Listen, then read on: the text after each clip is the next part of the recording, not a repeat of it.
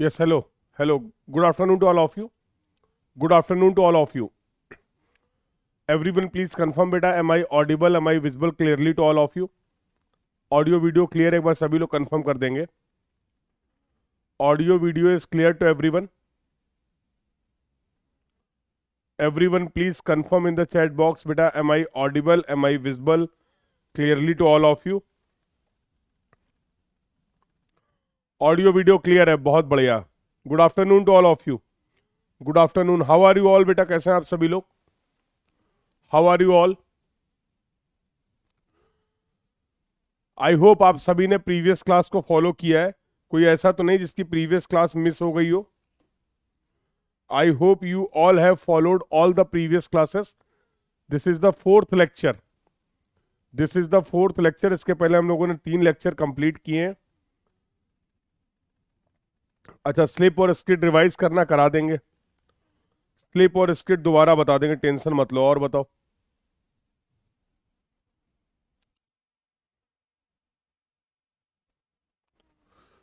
Slip और skit अभी बता देता हूं. इसके अलावा कोई डिस्कशन में कोई डाउट हो तो बोलो. कोई ऐसा तो नहीं है जिन्होंने कोई भी क्लास मिस की हो?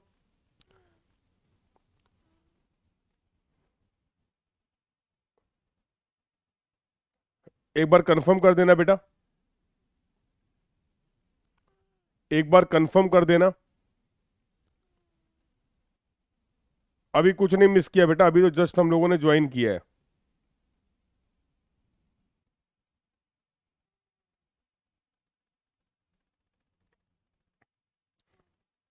तो have you followed all the classes? सभी क्लासेस को फॉलो कर रखा आप लोगों ने? Have you followed all the classes till now?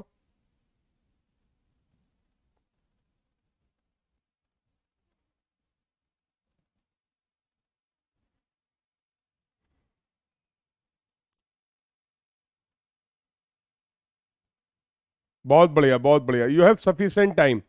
You have sufficient time. तो पूरा वीक आपके पास रहने वाला है. नोट्स आप अच्छे से बनाइए.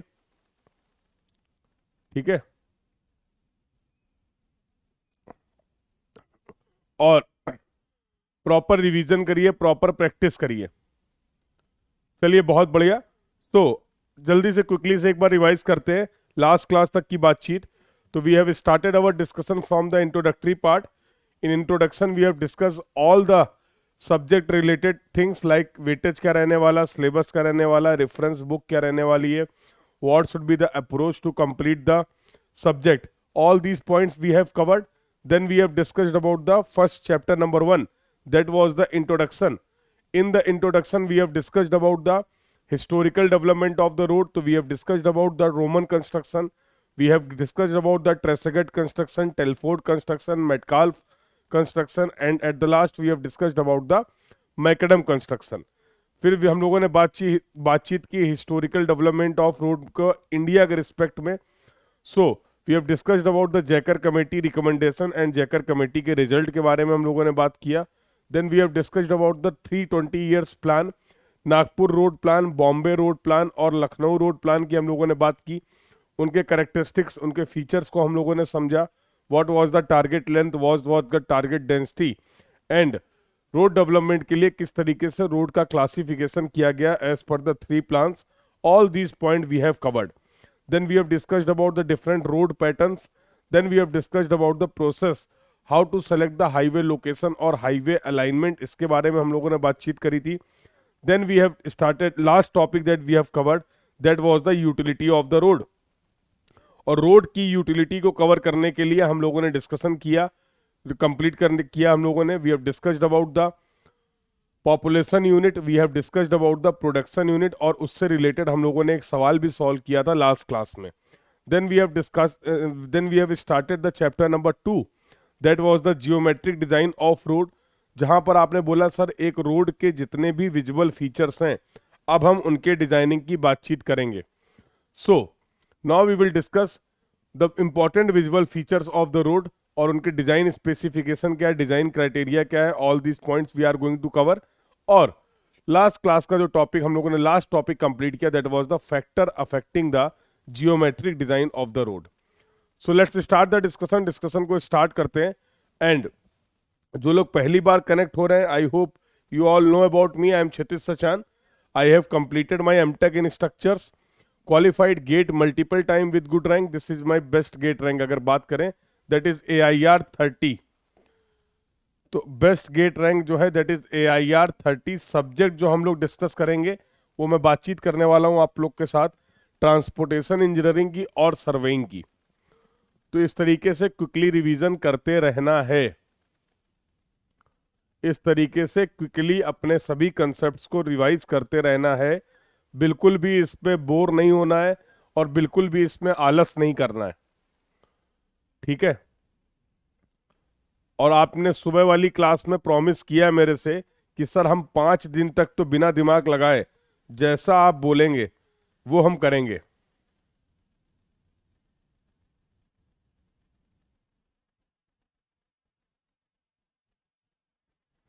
यस और नो? तो आई होप आपको अपना प्रॉमिस, आपको अपना कमिटमेंट याद है। और 5 क्लासेस तक आपको इसी तरीके की अप्रोच रखनी है। थोड़ा सा और डिटेल्ड वे में आप रिवाइज करेंगे तो बहुत आसान हो जाएगा इन सभी कंसेप्ट्स को अच्छे से समझ पाना और साथ साथ इन सभी कंसेप्ट्स को रिटेन कर पाना,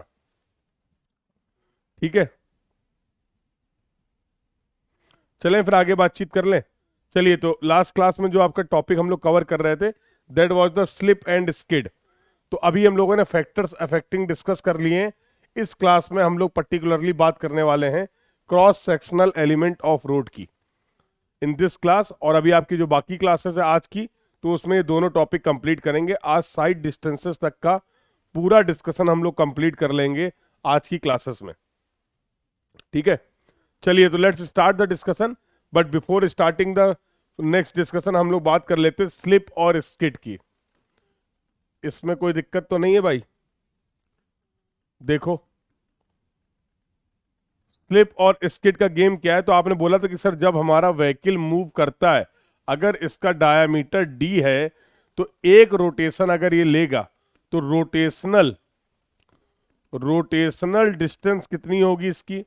दो डिस्टेंस की बात करने वाले हैं, रोटेशनल डिस्टेंस और एक लॉन्गिट्यूडनल डिस्टेंस। एक लॉन्गिट्यूडनल डिस्टेंस। तो अगर ये एक रोटेशन कंप्लीट करके यहां से सर यहां आता है तो इसने जो डिस्टेंस कवर की होगी वो π/d होगी। मानते हो कि नहीं मानते हो?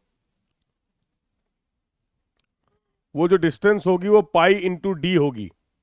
मानते हो इस बात को? अगर 2 रोटेशन करेगा तो 2πd, थ्री रोटेशन करेगा तो 3πd, 4 रोटेशन करेगा तो 4πd। यही होगा ना? यस और नो? यही होगा। अब गेम क्या है बेटा, इन the case of slip, in the case of slip, यहां पर मैं स्लिप को लिखता हूं। स्लिप को मैंने कैसे डिफाइन किया? स्लिप इज द कंडीशन जब आपका रोटेशनल डिस्टेंस जो है वो ज्यादा है as compare to the longitudinal distance. Rotational distance जो है बेटा वो ज्यादा है as compare to the longitudinal distance.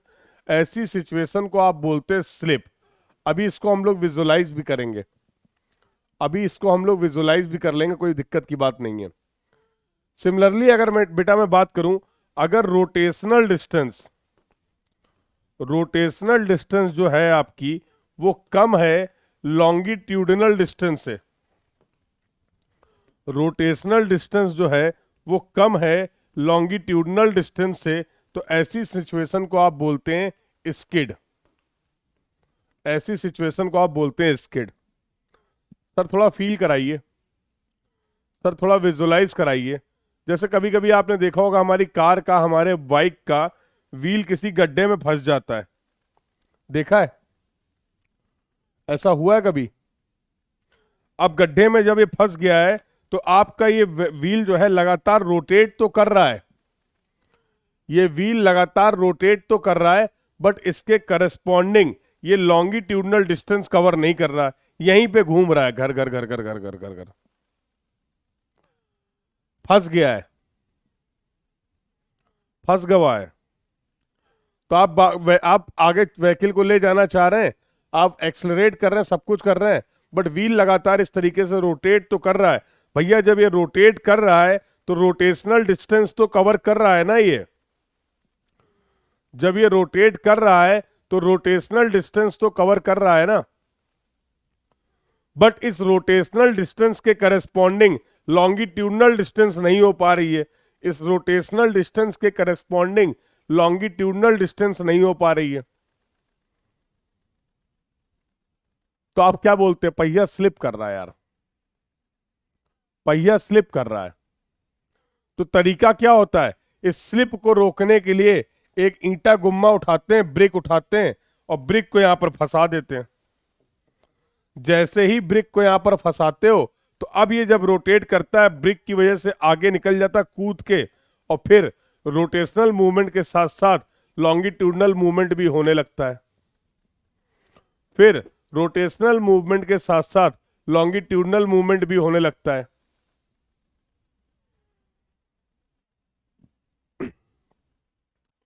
दूसरी सिचुएशन समझो, मस्त कार से बाइक से जा रहे थे, मस्त कार से बाइक से जा रहे थे, जीवन में कोई दिक्कत नहीं थी, इस तरीके से मूव कर रहे थे। ब्रेक लगाना पड़ गया अचानक से। अचानक से जब ब्रेक लगाया, यहां पर वेलोसिटी बी थी, जब आपने अचानक से ब्रेक लगाया तो क्या ब्रेक लगाते ही व्हीकल रुक जाएगा? क्या ब्रेक लगाते ही व्हीकल रुक जाएगा? आपने यहां पर ब्रेक लगाया, उस समय स्पीड वी थी। मेरे भाई, इस स्पीड को जीरो होने के लिए कुछ ना कुछ डिस्टेंस कवर करनी पड़ेगी। इस डिस्टेंस को हम लोग बोलते हैं ब्रेकिंग डिस्टेंस। बेटा जैसे ही आपने ब्रेक लगाया, जैसे ही आपने ब्रेक लगाया, चक्का जाम हो चुका है। ब्रेक लगाते ही, considering the braking efficiency as 100%, brake का रोटेशनल मूवमेंट बंद हो गया है। तो अब रोटेशनल डिस्टेंस कम कवर कर रहा है, लेकिन क्योंकि आप किसी स्पीड से मूव कर रहे थे तो सडनली आप स्टॉप नहीं करेंगे, आप कुछ डिस्टेंस को कवर कर रहे हैं।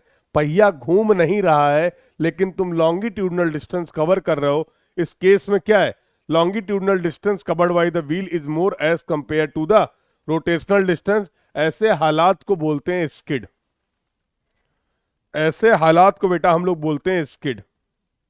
अब बताओ, कोई दर्द रह गया और जीवन में तो बताओ। बोलो। तो अब भूलोगे तो नहीं स्लिप और स्किड का गेम क्या होता है? अब तो नहीं भूलोगे कभी स्लिप और स्किड का गेम क्या होता है?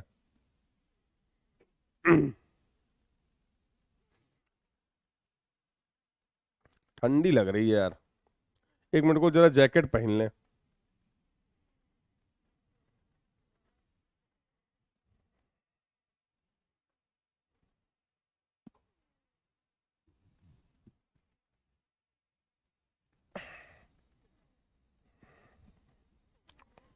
अब भूलोगे तो नहीं स्लिप और स्किड का गेम? बोलो। Any doubt to anyone till now? You can ask your doubt, you can ask your query. So, beta, can we say in this way we have completed what are the various factors which will affect the geometric design of the road? और ये सभी बातें आप सभी को बहुत बढ़िया तरीके से समझ में आ गई हैं।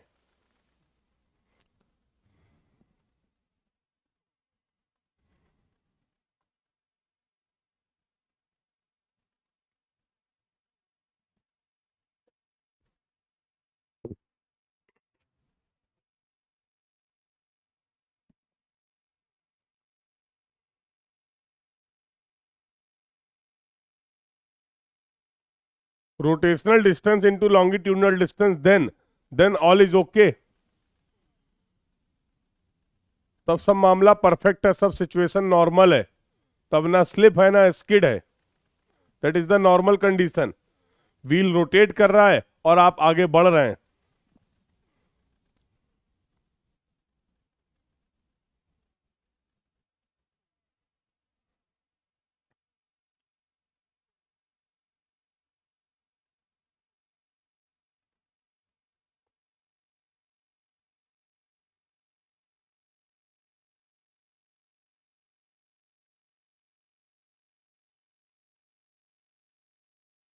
और कोई डाउट?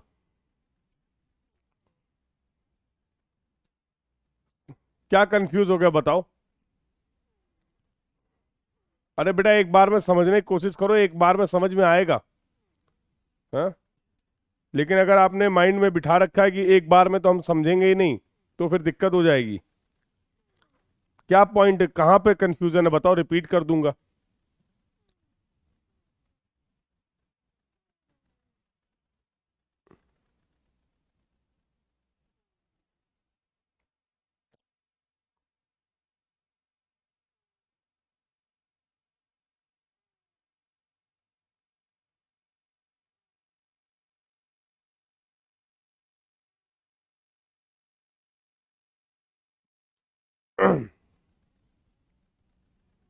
ठीक है।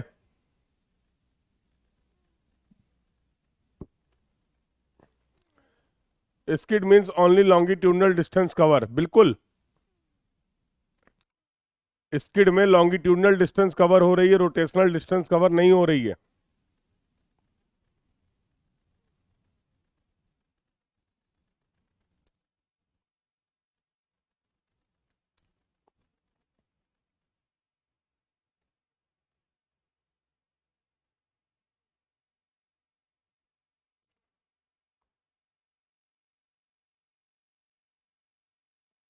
Just wait for a minute. Just wait for a minute. We will continue our discussion.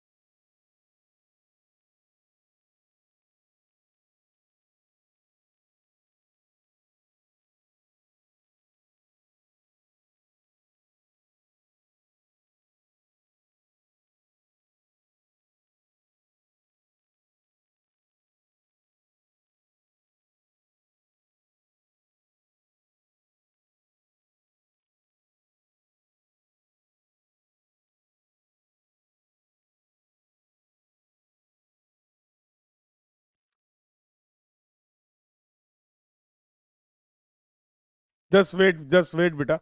Just wait for a minute. We will continue.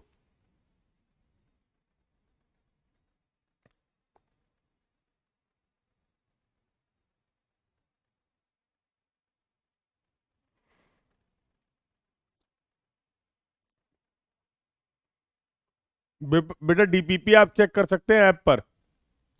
DPP कल की अपलोड हो गई है।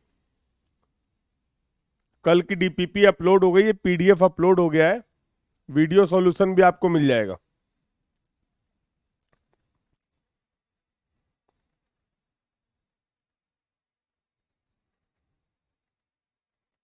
चलें आगे बातचीत करें।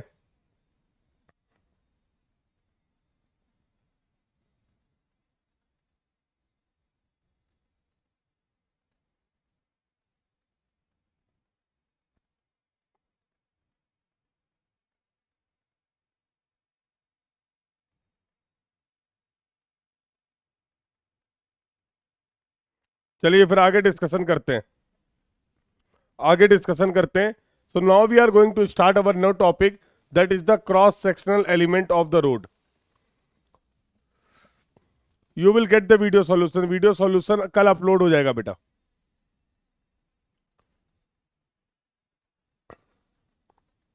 ठीक है। डीपीपी का वीडियो सॉल्यूशन कल अपलोड हो जाएगा। चलिए तो let's see the discussion. So now let's talk about the cross-sectional element of the road. Now let's talk about the cross-sectional element of the road. देखो भाई पहले समझ लो क्रॉस सेक्शन क्या है, क्योंकि बहुत सारे बच्चों को ये भी कंफ्यूजन हो जाता है, इसलिए क्लियर कर रहा हूं।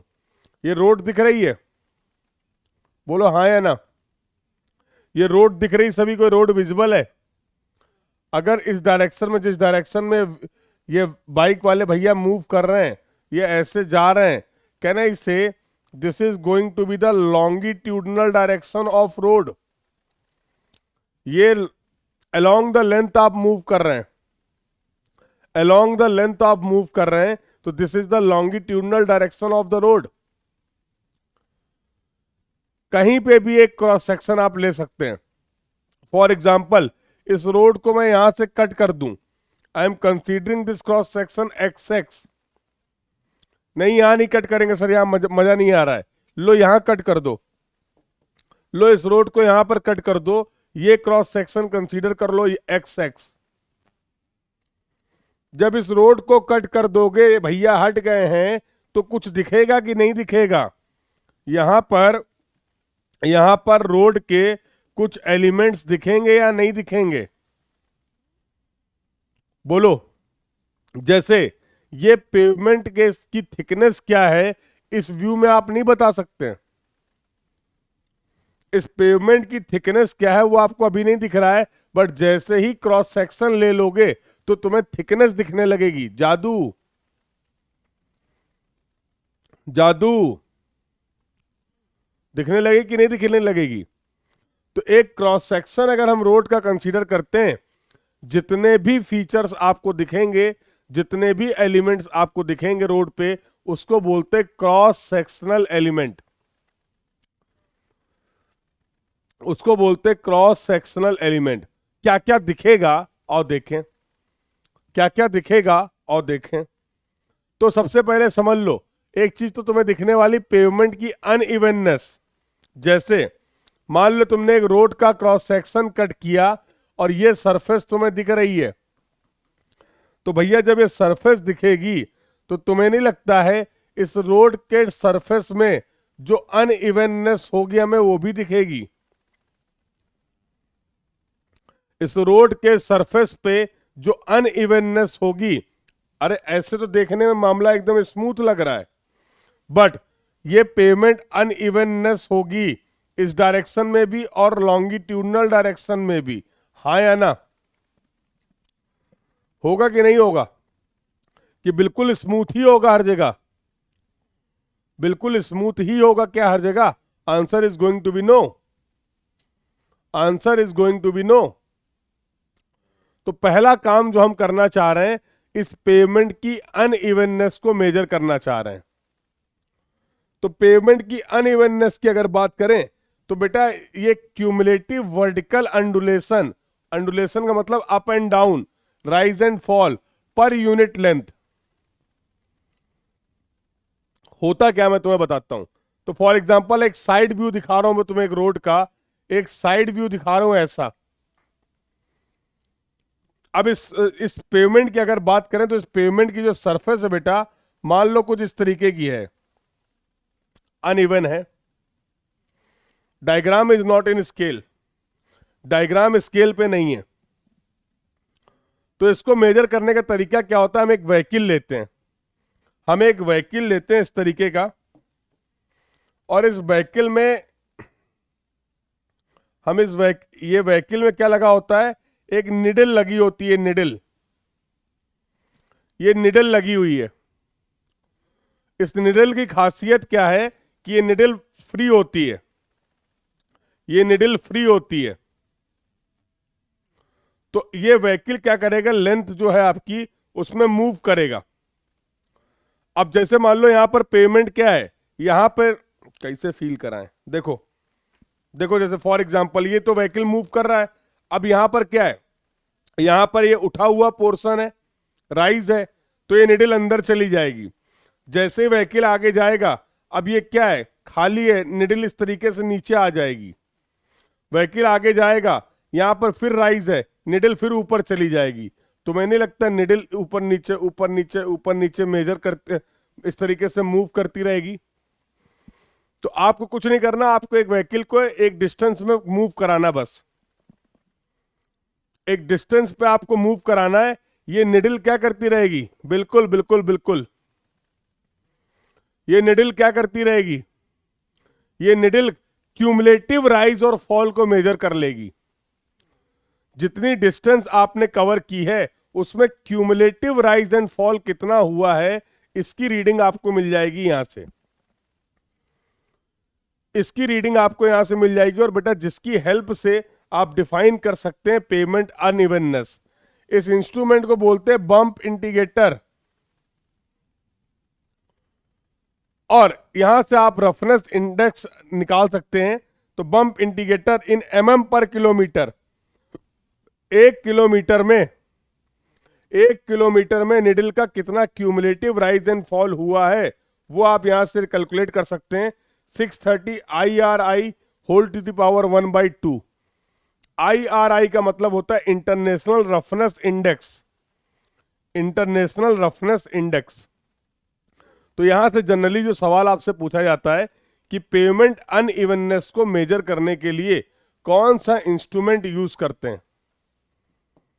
पेमेंट अनइवननेस को, क्यूमुलेटिव को मतलब जैसे फॉर एग्जांपल पहले +2 हुआ फिर -1 हुआ, फॉर एग्जांपल पहले +2 हुआ फिर -1 हुआ फिर +3 हुआ फिर -1 हुआ, तो फाइनल क्या हो जाएगा? 2 में से 1 गया 1, 1 और 3 4, 4 में से 1 गया 3। ये है क्यूमुलेटिव। प्रदीप भाई समझ गए? तो राइज को फॉर एग्जांपल आप पॉजिटिव कंसीडर कर रहे हैं, फॉल को निगेटिव कंसीडर कर लीजिए, और इस तरीके से क्यूमुलेटिव राइज एंड फॉल मतलब कर, अरे एवरेज नहीं, एवरेज नहीं, IRI value will be provided, तो आप इस फॉर्मूले को यूज कर सकते हैं। बम्प इंडिकेटर आपको क्यूमुलेटिव मेजर देगा, IRI की वैल्यू नहीं देगा।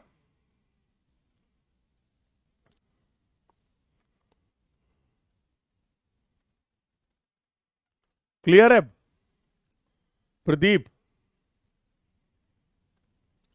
अरे नहीं करती, जितना जरूरी है उतना ही तो समझो, क्यों गहराइयों में जा रहे हो? रतनदीप मत जाओ, जिस टॉपिक में जितनी गहराई तक जाना है मैं ले चलूंगा। वी स्टार्टिंग से मैं बोल रहा हूं, we have to limit our self. Discussion तो फिर बहुत होता रहेगा, बट ये भी हमें साथ साथ इंश्योर करना है कि क्या डिस्कशन रिलीवेंट है।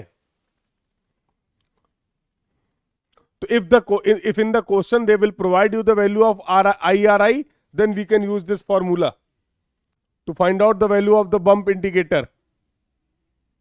अनइवननेस को आप मेजर कर सकते हैं, नहीं पता नहीं लगाएंगे। बम्प इंटीग्रेटर या इंडिकेटर दोनों बोल सकते हो, बम्प इंटीग्रेटर बोलते हैं जनरली, ठीक है। 1.12 है बेटा, whole to the power 1.12।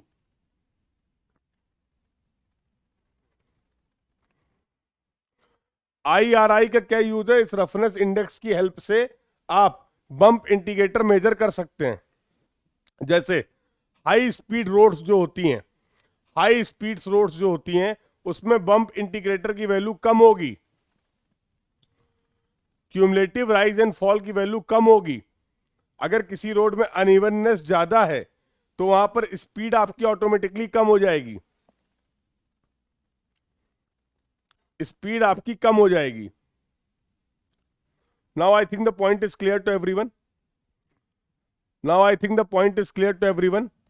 Yes, अगर क्यूमुलेटिव राइज एंड फॉल कम है, दैट मींस रफनेस कम है, रफनेस कम है तो मूवमेंट में आपको कंफर्ट मिलने वाला है, हाई स्पीड से आप मूव कर पाएंगे, हाई स्पीड से आप मूव कर पाएंगे। चलें फिर आगे बातचीत कर लें इसी बात पे। अब आ जाओ सर, ये जो डिजाइनिंग हम करेंगे, ये जो क्रॉस सेक्शनल एलिमेंट्स की हम डिजाइनिंग कर रहे हैं वो किस हिसाब से करेंगे? कहां गया यार वो?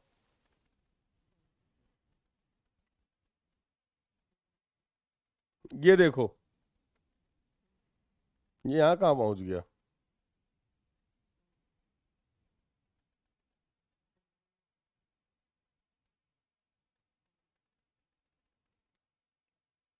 तो दिस इज द कोड, याद करने मत बैठ जाना। This is the code.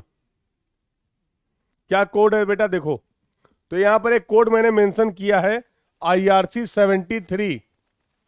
IRC stand for the Indian road Congress. 73 number का कोड है ये कोड किन चीजों को डील करता है? This code deals with the geometric design standards for rural non urban highway. हमें इसी के बारे में पढ़ना है। हमें जो जियोमेट्रिक डिजाइन सीखनी है वो नॉन अर्बन रूरल हाईवेज के बारे में हम लोग समझ रहे हैं। तो what we will design as पर the specification of IRC 73। Clear बेटा? तो इस तरीके के द इंडियन रोड कांग्रेस की तरफ से पब्लिश किए हुए आपके पास गाइडलाइंस अवेलेबल हैं, मिल जाएगा इजिली आपको। But do not remember all the points. ऐसे बहुत सारे कोड हैं अलग अलग चीजों की डिजाइनिंग के लिए। और यहीं पे जो आपने बोला था टोपोग्राफी, जो आपने डिस्कस किया था टोपोग्राफी, जहां पर आपने बोला था कि अगर स्लोप लेस देन 10% है तो प्लेन टेरेन होगा, स्लोप अगर 10 से 25% है तो रोलिंग टेरेन होगा, स्लोप अगर 25 से 60% है तो माउंटेनियस टेरेन होगा, स्लोप अगर ग्रेटर देन 60% है तो हिली टेरेन होगा। देखो हमने नहीं बताया, हमने नहीं बताया है, तो ये कोड है पूरा, सब कुछ दिया हुआ है। क्या है? इंट्रोडक्शन, स्कोप क्या है, classification of non urban road, terrain classification, design speed, cross sectional element, design traffic and capacity, side distance, horizontal alignment, vertical alignment, horizontal and vertical alignment, lateral and vertical clearance. दिख रहा है? दिख रहा है? बोलो हाँ या ना। दिख रहा है? बोलो बेटा। विजिबल? विजिबल है सभी को? तो सारी की सारी गाइडलाइंस यहां पर है, ये देखो। टेरेन क्लासिफिकेशन अभी आपने देखा था। चलो पेज नंबर 3 पे, इस कोड के पेज नंबर 3 पे, तो लिस्ट ऑफ टेबल, कौन कौन सी टेबल इसमें दी गई हैं, फिगर कौन कौन से हैं, प्लेट्स कौन कौन से हैं, सब जानकारी गिवन है। आ जाओ, किन किन महान लोगों का इसमें योगदान है। तो कभी भी IRC की बातों में डाउट मत करना, ये पहले बता दे रहे हैं। आपके लिए जब जब कठिनाई आएगी तो आपके लिए मसीहा बन के कौन आएगा? IRC। तो IRC की किसी भी गाइडलाइन को हमें डाउट नहीं करना है और IRC की हर गाइडलाइन को फॉलो करना है। क्यों? देखो किन महान लोगों का इसमें कंट्रीब्यूशन है। Members of the specification and standard committee, एक बार जरा पढ़ के देखो। तो इसके चेयरमैन है JS Maurya sir, director general road development and additional secretary to the government of India, ministry of shipping and transport. Second जो पर्सन है chief engineer roads, ministry of shipping and transport. Third person जो है development commissioner Jammu and Kashmir, and so on. तो इतने लोगों के theoretical, conceptual और practical experience के बेसिस पे ये गाइडलाइंस आपके लिए सेट की गई हैं। तो अभी हम इस लेवल पे इन गाइडलाइंस को चैलेंज नहीं करने बैठे हैं, पहले बता दे रहे हैं। दिमाग में आता है ना क्यों क्यों क्यों, तो जितने क्यों का जवाब है वो मिलेगा आपको। अब कुछ क्यों का जवाब नहीं होता है, कुछ क्यों का जवाब नहीं होता है। अब मुझसे कोई पूछ रहा तुम्हारा नाम क्षितिज है, क्यों? मेरे पास उसका जवाब नहीं है। समझ रहे हो? I can not explain, I can not explain, yes और नो। तुम्हारा बर्थ कानपुर में ही क्यों हुआ? I can not explain. हुआ तो हुआ, अब क्या करें? Are you getting this point बेटा? Are you getting this point? तो इनके प्रैक्टिकल नॉलेज और साथ साथ जो एकेडमिक नॉलेज, इसमें बहुत सारे लोग एकेडमिक बैकग्राउंड से भी मिलेंगे आपको। ये तो केवल बताने के लिए, रेफरेंस के लिए मैंने बोल दिया। तो फील्ड के भी लोग हैं, एकेडमिक लोग भी हैं। लगभग इसमें देख पा रहे हैं 36 लोग हैं जो इस मेंबर इस कमेटी में थे जब ये स्पेसिफिकेशन सेट की गई। कोई बात नहीं, ये याद भी नहीं करना है। राहुल क्लियरली नहीं दिख रहा, कोई बात नहीं है। सुनाई क्लियरली पड़ रहा है? जस्ट फॉर योर रेफरेंस, यहां पर नाम लिखा हुआ है इन मेंबर्स का और यहां पर डेजिग्नेशन लिखा हुआ है। ठीक है, तो इन्होंने बहुत सारी चीजें आपके लिए आसान कर दी हैं। आगे आओ, आगे आओ। तो देखो, आपने रोड का टेरेन का क्लासिफिकेशन किया था, पहली ही टेबल है, पहली ही टेबल है। बड़ा क्यों नहीं हुआ? अरे हो भी जाओ।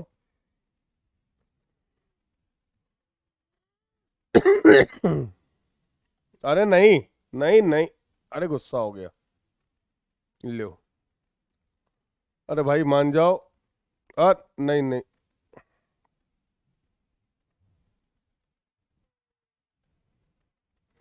कर दिया नाराज, मिल गई खुशी। खुश हो अब? अरे गुस्सा नहीं होते, सही हो जाओ। शाबाश, good good good good good, बहुत बढ़िया, बहुत बढ़िया, अरे बहुत। ये देखो, ये देखो। हम्म, अरे नाराज हो जाता है वो, क्या करे। अच्छा बच्चा है, मान गया। हाँ,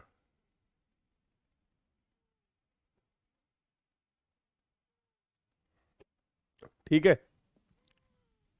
तो देखो, this is the terrain classification that we have already, नहीं मानेगा आज ये। This is the terrain classification that we have already discussed. अगर स्लोप जो है 0 से 10% प्लेन टेरेन, अगर जो स्लोप है 10 से 25% रोलिंग टेरेन, स्लोप 25 से 60% mountainous terrain, slope greater than 60% steep terrain. Steep terrain पढ़ा था सवेरे, पढ़ा था सुबह, चलो समझ में आ गया।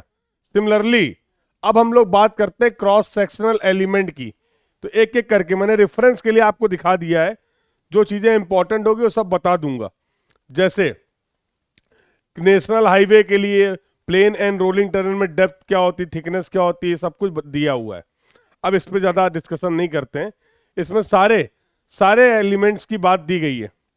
इसमें सारे एलिमेंट्स के लिए आपके सारे क्रॉस सेक्शनल एलिमेंट की बात की गई है। अब ये रेफरेंस के लिए मैंने आपको पूरा कोड दिखा दिया, भेज भी दूंगा, पढ़ लेना। ठीक है, मिल जाएगा आपको। तो हॉरिजॉन्टल अलाइनमेंट, वर्टिकल अलाइनमेंट, सब कुछ इसी से हम लोग डिस्कस करेंगे। कुल मिला के हमें जो 4 टॉपिक डिस्कस करने हैं जियोमेट्री डिजाइन में, वो सारा का सारा डिस्कशन इसी कोड से होने वाला है। ठीक है, आओ जरा तो थोड़ा पढ़ लेते हैं फिर। तो जरा क्रॉस सेक्शनल एलिमेंट अब शुरू करते हैं। क्रॉस सेक्शनल एलिमेंट अब शुरू करते हैं। जरा कहाँ गया?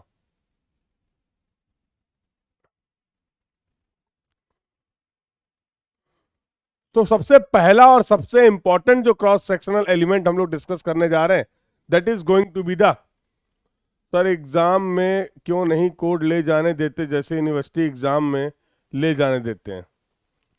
क्या पूछना चाह रहे हो? क्योंकि कोड की जरूरत नहीं है। गेट में जितना भी डेटा आपको सवाल सॉल्व करने के लिए रिक्वायर्ड है, अगर कभी भी ऐसा होता है कि वो कोडल प्रोविजन है, तो वो डेटा, वो इंफॉर्मेशन आपको क्वेश्चन के साथ प्रोवाइडेड होगी।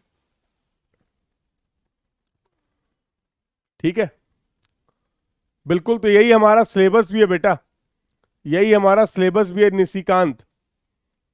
हमारा सिलेबस ही बोल रहा है कि हमें रूरल हाईवे की डिजाइनिंग समझनी है अभी। चलें आगे।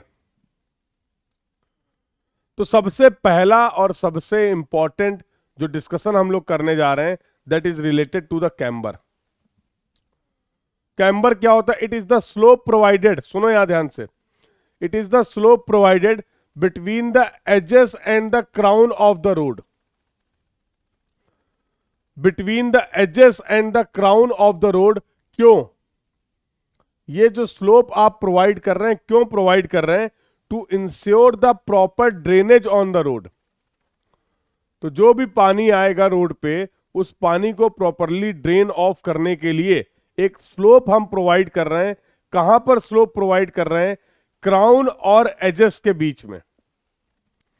सर एक क्राउन क्या होता है और एजेस क्या होता है, हमें समझाइए, तो रियल में समझिए।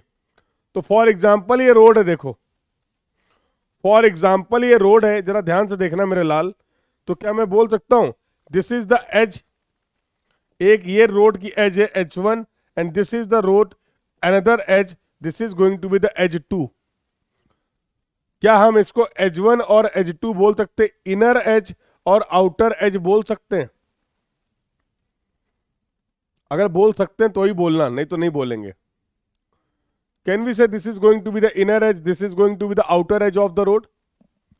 ठीक है। जो रोड का सेंट्रल पोर्शन, आप तो क्रॉस सेक्शन लेके बैठे हो ना, आप तो क्रॉस सेक्शन लेके बैठे हो ना, तो मेरे लाल जब तुम क्रॉस सेक्शन लोगे, सेंट्रल पोर्शन आपको थोड़ा सा एलिवेटेड दिखेगा। रोड का जो हाईएस्ट एलिवेशन वाला पॉइंट होता है, उसी पॉइंट को हम लोग बोलते क्राउन, उसी पॉइंट को हम लोग बोलते क्राउन। तो एजेस के रिस्पेक्ट में सेंट्रल वाला पोर्शन जो होगा वो एलिवेटेड होगा। ये जो तुमने स्लोप प्रोवाइड किया है, इसी को बोलते कैम्बर, इसी को बोलते कैम्बर। क्या ये चीज हम यहां पर भी देख सकते हैं? बिल्कुल देख सकते। देखो, तो यहां कहीं कैम्बर देखोगे तो ऐसा दिखेगा। तो this is the top elevated portion, जिसको आप बोलते क्राउन। इसको प्रोवाइड करने से फायदा क्या हुआ?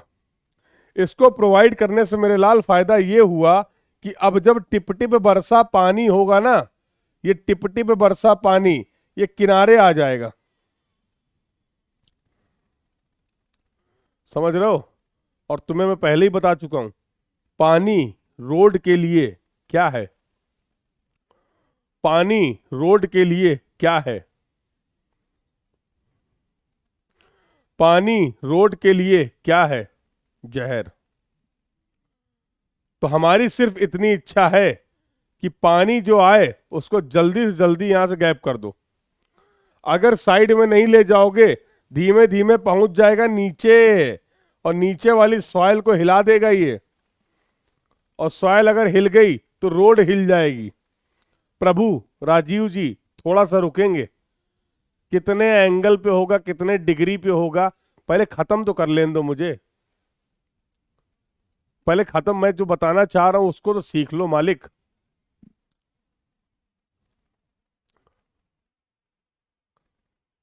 हाँ,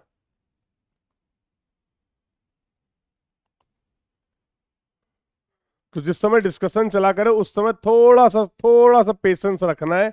कितने डिग्री पे होगा, कितने एंगल पे होगा, कहां होगा, क्यों होगा, सब बताने के लिए ही आए हैं।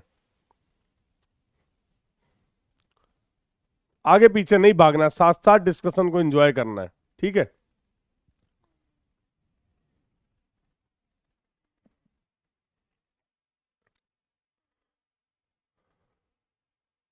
तो एंगल तो हम तब बता पाएंगे ना जब हमें स्लोप पता होगा। अभी तो मैं ये बता रहा हूं कि स्लोप होता है, कितना होता है ये थोड़ा बताया है। एक बार अगर आपको ये भैया, अरे मेरे लाल, ये अगर एक बार आपको पता चल, ये अगर आपको एक बार पता चल गया कि सेंट्रल हाइट h कितनी है, ये रोड की विड्थ हो जाएगी W, और एक बार अगर मैं जान जाऊंगा कि कितना स्लोप हम प्रोवाइड कर रहे हैं 1/n का, तो थीटा वीटा निकाल लेंगे कि नहीं निकाल लेंगे? बोलो। तो थीटा कैलकुलेट कर लेंगे राजीव साहब? थोड़ा धैर्य रख लेते हैं फिर थोड़ी देर। तो पहला सवाल जो बेहतरीन तरीके से कई बार पूछा जाता है एग्जाम में कि what is the use of the camber, और why we are providing the camber on the road, why we are providing the camber on the road to ensure the proper drainage on the road. To ensure the proper drainage on the road, we are providing the camber. It is the cross slope provided in between the edges and the crown of the road. इस slope में हम करते क्या है, road के central वाले portion को elevated कर देते हैं as compare to the edges, जिसकी वजह से जब कर्व पे सुपर एलिवेशन होता है तो फिर कैम्बर क्यों रहता है। हम जानते नहीं सुपर एलिवेशन क्या होता है। हमने, बाकी लोग बताओ जरा, एक बार बताया कि हमने सुपर एलिवेशन बोला क्या? हमने गलती से भी अभी तक सुपर एलिवेशन बोला है क्या? एक बार बताना जरा बाकी लोग। तो आज नहीं पढ़ के आए हैं, क्षमा चाहेंगे तुमसे जिसका भी डाउट था। आज नहीं पढ़ के आए, कल पढ़ के आएंगे तो पक्का बताएंगे, ठीक है? और चीटिंग मत किया करो यार। जब आज हम पढ़ा रहे हैं क्रॉस सेक्शनल एलिमेंट, अब तुम पता नहीं कौन कौन सी कठिन कठिन बातें पूछ रहे हो, सुपर एलिवेशन और ये एलिवेशन, नहीं पता भाई। है? हम ऐसा करेंगे तो तुम्हें अच्छा लगेगा? ये तो चीटिंग है ना। टॉपिक तुमको बता दिया था, क्रॉस सेक्शनल एलिमेंट पढ़ाएंगे, हेडिंग बड़ी बड़ी लिखी हुई है, प्लानर में लिखा हुआ है, तुमने देख भी लिया। तो हम भी तो क्रॉस सेक्शनल एलिमेंट ही तो पढ़ के आए हैं।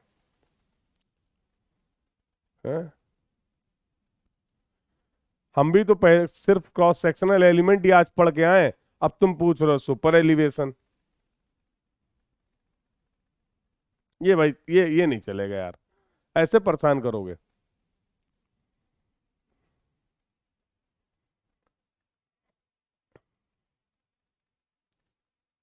बोलो। तो जब कभी भी सुपर एलिवेशन प्रोवाइड करते हैं,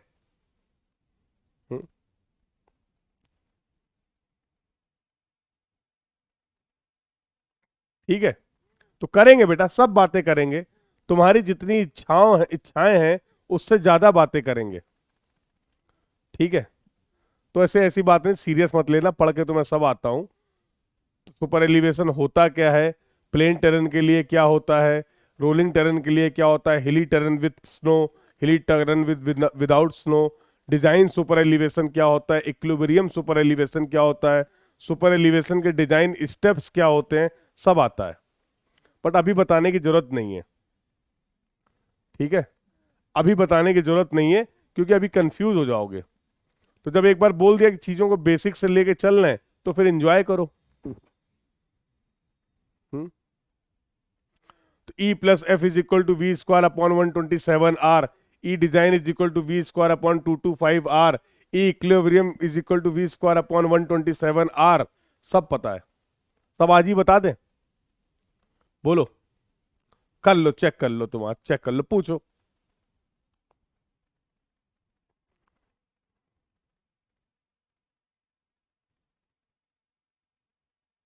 ठीक है, कोई बात नहीं। तो जितने भी लोग क्लास को अटेंड कर रहे हैं, try to follow the sequence, try to follow the sequence, थोड़ा सा अलाइंड रहेंगे आप लोग तो आपकी समझदारी बेहतर हो जाएगी, बस और कुछ नहीं है। आपको समझने में चीजें अच्छी हो जाएंगी, आसान हो जाएंगी, बस इतना है, ठीक है? मुझे कोई दिक्कत नहीं है, ठीक है? आराम से, ठीक है? तो फॉलो द प्रोसेस। अरे कोई बात नहीं, बताना पड़ता है कभी कभी, ऐसा थोड़ा बच्चा परेशान, डिस्टर्ब नहीं करना चाह रहा, उसके मन में डाउट आया, उसने पहले पढ़ रखा है तो बोल दिया उसने, ठीक है? तो ऐसे बहुत सारे लोग हैं जिन्होंने पहले पढ़ रखा, बट हम लोगों ने एक लेवल सेट कर रखा है, हम लोगों ने एक लेवल सेट करा कि हम लोग बिल्कुल बेसिक से चलेंगे।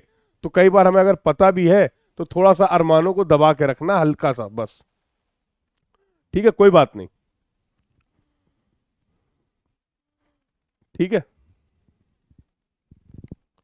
चलें आगे बातचीत करें, चलें आगे बातचीत करें।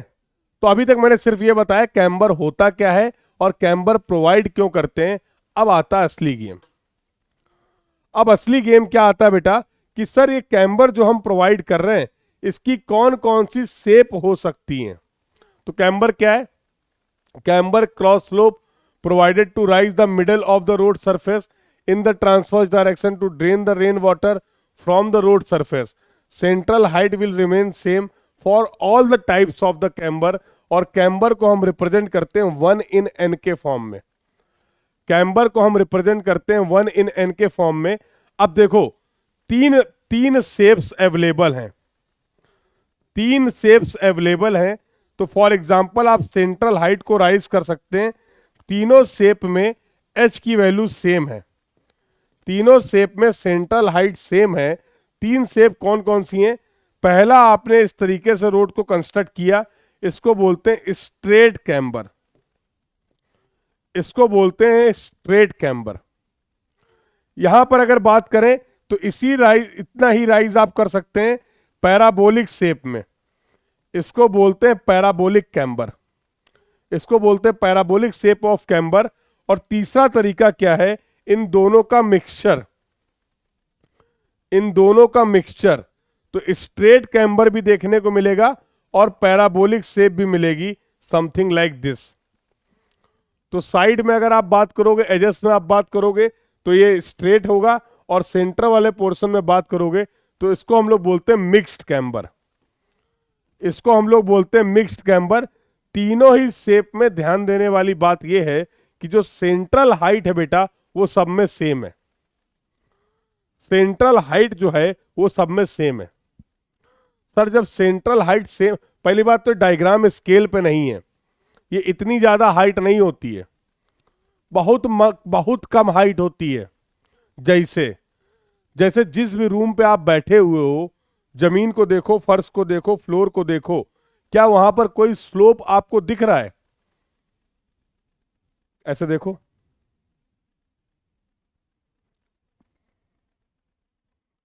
कोई स्लोप दिख रहा है आपको कि एकदम से बहुत तगड़ी सी ढाल हो? दिख रहा है क्या? तो नॉर्मली नहीं दिखेगा, लेकिन क्या उस रूम पे स्लोप है या नहीं है? बिल्कुल है। कहां कैसा स्लोप है अभी पता चल जाएगा। जहां बैठे हो वहां से पानी की बोतल खोलो और फैला दो,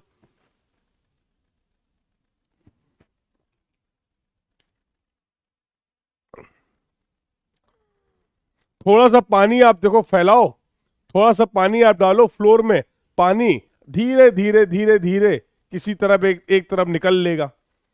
भैया वो पानी स्लोप की वजह से ही तो मूव कर रहा है, लेकिन वो स्लोप तुम देख नहीं पा रहे हो क्योंकि वो स्लोप बहुत कम है, क्योंकि वो स्लोप बहुत कम है। लेकिन अगर उतना स्लोप मैं बोर्ड में बनाऊंगा तो भी तुम्हें समझ में नहीं आएगा। तो फील कराने के लिए, विजुलाइज कराने के लिए इतनी हाइट बना दी, बहुत ज्यादा हाइट होती नहीं है। अरे पानी को ही दाएं बाएं भेजना है, पहाड़ थोड़ा बना देंगे उसके लिए। माइनर स्लोप भी होगा तो पानी फ्लो कर जाएगा। बात समझ गए हो? बोलो हाँ समझ गए। तो सर एक बात बताइए, मुझे समझ में एक बात नहीं आई कि जब सर सब जगह जब इसकी हाइट सेम है तो फिर ये अलग अलग शेप की जरूरत क्यों पड़ गई? तो फिर सर ये अलग अलग स्लोप की, अलग अलग शेप की जरूरत क्यों पड़ गई? अभी बताते हैं। जैसे अलग अलग कंडीशन है, जैसे फॉर एग्जांपल ये जो रोड बेटा मैंने आपको दिखाई, इस रोड पे कि हर तरीके के व्हीकल होंगे। हर तरीके के व्हीकल का मतलब क्या है? कुछ हमारे फास्ट मूविंग व्हीकल होंगे और कुछ स्लो मूविंग व्हीकल भी होंगे। कुछ ज्यादा स्पीड से मूव करने वाले लोग भी होंगे, कुछ कम स्पीड से भी मूव करने वाले लोग होंगे। अब जैसे भाई साहब हैं, देखो ये लगभग लगभग बीच के वाले पोर्शन पे चल रहे हैं। मान लो ये रोड टू वे है, मान लो ये रोड टू वे है, तो यहां से कोई व्हीकल आ सकता है कि नहीं? अगर ये रोड टू वे है तो यहां से व्हीकल आएगा, और जब ये व्हीकल आएगा तो भाई साहब गलत डायरेक्शन में चल रहे हैं कि नहीं चल रहे हैं? बोलो। तो इनको तमीज से अपनी लेन में वापस आना पड़ेगा, इनको तमीज से अपनी लेन पे वापस आना पड़ेगा, क्योंकि ये तो अपनी लेन पे आ रहा है, नहीं वापस जाएंगे निपटा देगा इनको। भैया तुम रॉन्ग साइड चल रहे हो, उसकी क्या गलती है? तुम नजारे देखते हुए रॉन्ग साइड चल रहे हो, उसकी क्या गलती है? तो कई बार ऐसा होता है कि हमारे फास्ट मूविंग व्हीकल को, अभी आगे चलकर हम लोग बात करेंगे ओवरटेकिंग की आज, तो ओवरटेक करते समय भी हमारे व्हीकल को लेन चेंज करनी पड़ती है। वो अपनी लेन से दूसरी लेन पे जाएगा, दूसरे लेन से अपने लेन पे वापस आएगा। यस और नो? और तुम्हें नहीं लगता अगर तुमने बीच वाला पोर्शन तान रखा ऐसा ऐसा, तो जब व्हीकल बेटा लेन को चेंज करेगा तो उसको दिक्कत होगी। जब व्हीकल, अगर आपने स्ट्रेट कैम्बर प्रोवाइड कर रखा है तो व्हीकल को ये सेंट्रल वाला जो पोर्शन है ये रोड का स्मूथ नहीं मिलेगा, व्हीकल को लेन चेंज करते समय दिक्कत होगी। और जो लेन चेंज करने की रिक्वायरमेंट होती है जनरली वो फास्ट मूविंग व्हीकल की होती है। अरे स्किड नहीं करेगा, फंस जाएगा। स्किड कहां से आ गया? आर्यन, अगर ये रोड इस तरीके की यहां पर आपने बना रखी है, ये देखो, तो व्हीकल को ये लेन चेंज करने में दिक्कत आएगी कि नहीं आएगी? बोलो। तो जो फास्ट मूविंग व्हीकल होते हैं उनको लेन चेंज करने की रिक्वायरमेंट होती है, और उनकी चाहत ये होती है कि रोड का सेंट्रल वाला पोर्शन जो हो वो स्मूथ हो। अब बेटा उस व्हीकल की बात करो जो बेचारा धीमे धीमे चल रहा है, उसे कोई मतलब नहीं दुनियादारी से, धीमे धीमे अपना किनारे चलता चला जा रहा है। अब धीमे चलेगा तो बीच में तो चलेगा नहीं। स्लो मूविंग व्हीकल कहां पर चलते? किनारे पे चलते हैं। अब किनारे पे तुमने क्या कर रखा है? किनारे पे तुमने स्लोप इतना ज्यादा प्रोवाइड कर दिया अगर, तो ये बेचारा व्हीकल, इसको अलग डिस्कंफर्ट फील हो रहा है।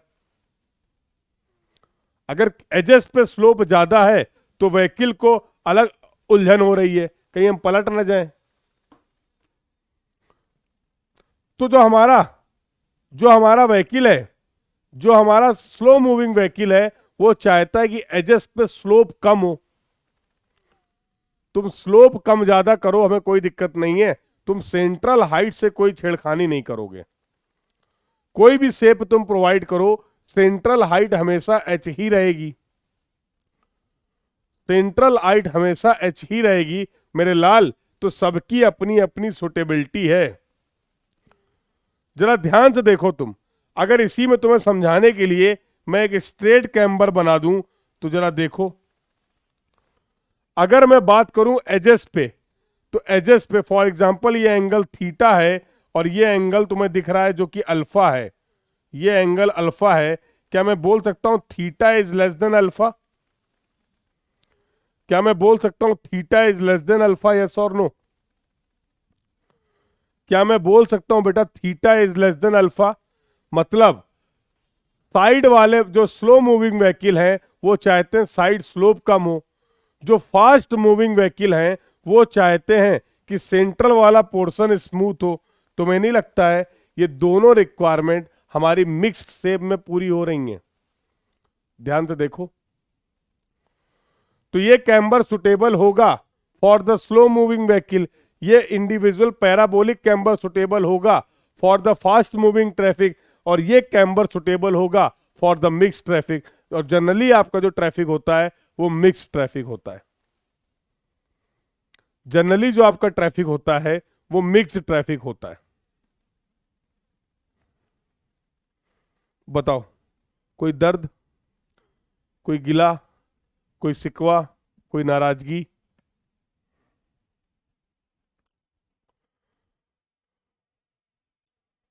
अब तक कैम्बर में जो जो बताया है, कोई तकलीफ हो तो बता दो।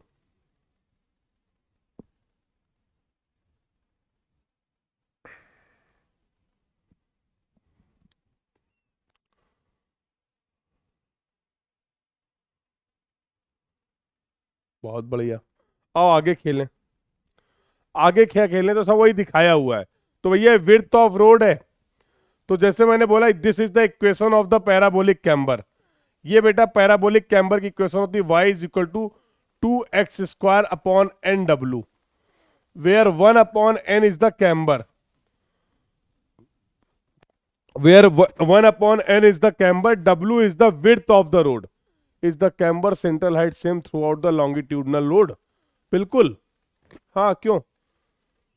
सेंट्रल हाइट तो हम सेम रखेंगे ही ना। central height will be same in all the shapes. Central height will same in the all the shapes. So बेटा मेरा पॉइंट ये था कि this is the equation of the parabolic camber. तो अगर मैं बोलता हूं फॉर एग्जांपल ये कैम्बर कहीं मैंने प्रोवाइड किया 2%, तो क्या इस कैम्बर को हम 1/n के फॉर्म में रिप्रेजेंट कर सकते हैं? तो अगर मैं कहीं कैम्बर प्रोवाइड कर रहा हूं 2%, तो मुझे ये बता दो इक्वेशन ऑफ पैराबोलिक कैम्बर क्या होगी. If the provided camber is, और मान लो विड्थ ऑफ रोड जो है वो 7 मीटर है. कैसे आएगी ये भी पता चल जाएगा. विड्थ ऑफ रोड जो है, मान लो रोड की विड्थ जो है वो 7 मीटर है, तो what is going to be the equation of the parabolic camber? What is going to be the equation of the parabolic camber? अरे कुछ नहीं करना, तो y is equal to 2x². 2% का मतलब हो गया 1/50. तो this is going to be equal to 1/n. 2x² upon nw, तो 50 इंटू 7. तो y is equal to x² upon कितना आ जाएगा? 175 आ रहा है क्या?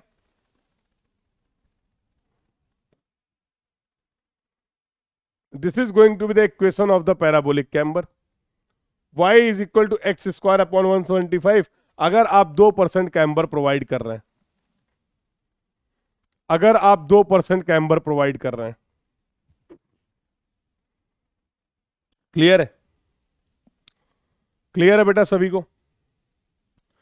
This point is clear to everyone, yes और no? This point is clear to everyone, yes और नो? यहां तक की सभी बातें सभी को क्लियर है? एक बार कंफर्म कर देना. चलिए कुछ और बातें करते हैं. तो शेप्स ऑफ कैम्बर की हम लोगों ने बात कर ली, स्ट्रेट कैम्बर, पैराबोलिक कैम्बर और मिक्स्ड कैम्बर, और इनकी सुटेबिलिटी की भी बात कर ली. ये सवाल मैंने आपको ऑलरेडी करा दिया. 2x² upon nw. कैम्बर जो आप प्रोवाइड कर रहे हो वो है 2%, तो ये हो गया 2/100. ये हो गया 1/50. ये हो गया 1/n के बराबर. w दे रखा गया 7 मीटर, तो y is equal to 2x² upon n 50 into 7. This is going to be x² upon 175. So this is going to be the equation of the parabolic camber. This is going to be the equation of the parabolic camber. अच्छा, कुछ बातें और करते हैं, कुछ बातें और करते हैं. सर कैम्बर आपने प्रोवाइड क्यों किया? कैम्बर आपने प्रोवाइड क्यों किया? ताकि आप रोड पे ड्रेनेज को इंश्योर कर पाए, ताकि आप रोड पे ड्रेनेज को इंश्योर कर पाए, इसीलिए तो आपने कैम्बर प्रोवाइड किया है. हाँ बिल्कुल सही बात है. सर तो ज्यादा कैम्बर प्रोवाइड कर दीजिए ना. सर ये ज्यादा स्लोप अगर आप प्रोवाइड कर देंगे तो पानी और जल्दी निकल जाएगा. ड्रेनेज को कम करने के लिए, अरे ड्रेनेज को ज्यादा करने के लिए राजीव मेरे भाई, कैसी बातें कर रहे हो? कैम्बर हम लोगों ने प्रोवाइड किया ताकि ज्यादा से ज्यादा ड्रेनेज कर पाए हम लोग.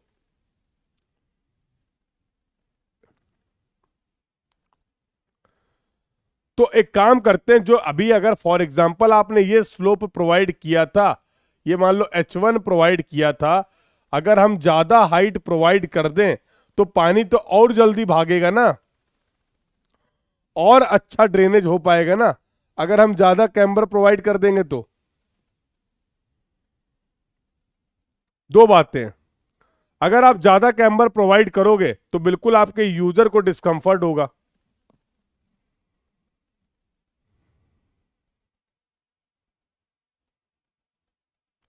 सर लॉन्गिट्यूडनल ग्रेडियंट अगर रास्ते में होता है तो सर कैम्बर सेंट्रल हाइट.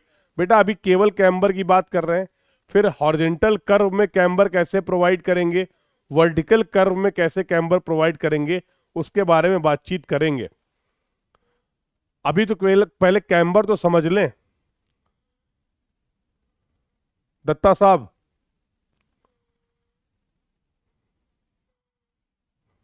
ठीक है? तो पहला तो अगर हम एक्सेसिव कैम्बर प्रोवाइड कर रहे हैं, अगर हम एक्सेसिव कैम्बर प्रोवाइड कर रहे हैं तो एक तो दिक्कत ये है कि हमारे यूजर को होगा डिस्कंफर्ट। तो फास्ट मूविंग स्लो मूविंग दोनों ही व्हीकल को बेटा होने वाला discomfort if we are providing the excessive camber. अगर हम एक्सेसिव कैम्बर प्रोवाइड करेंगे तो। और कोई दिक्कत है क्या? और कोई दिक्कत है क्या? और कोई दिक्कत है क्या? हाँ, कैम्बर आपने प्रोवाइड किया था ताकि पानी निकल जाए। रोड पे पानी क्यों निकालना चाह रहे थे आप? ताकि रोड की पेवमेंट जो है वो खराब ना हो, क्योंकि अगर रोड पर पानी जमा रहता तो क्या होता, वो रोड की सरफेस को खराब कर देता।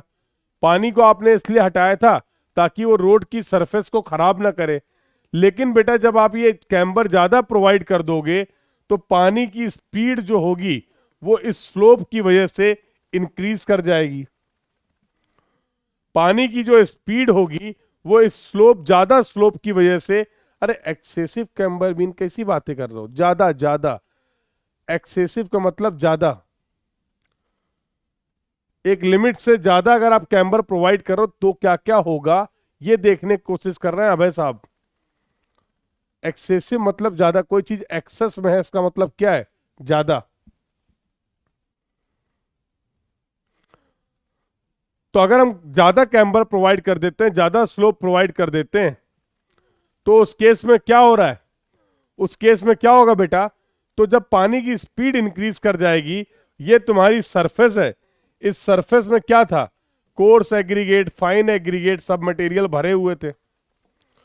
इसमें क्या था? इन सबको होल्ड करने का काम आपने दे रखा था बाइंडर को। अंदर तो रोड ऐसे ही, पेमेंट तो ऐसे ही बनी होगी, यस और no?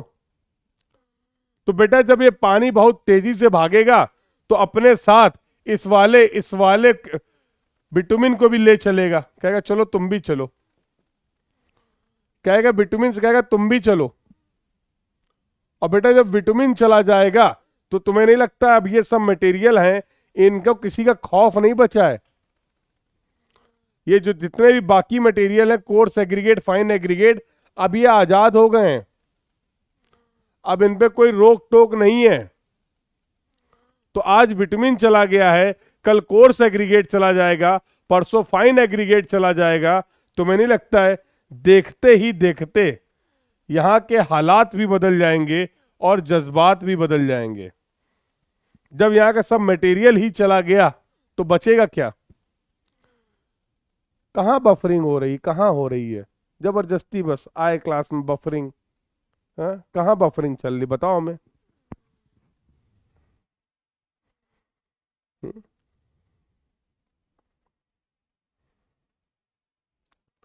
Everything is fine, yes और no? Everything is fine, yes और no? Everything is fine, yes और नो?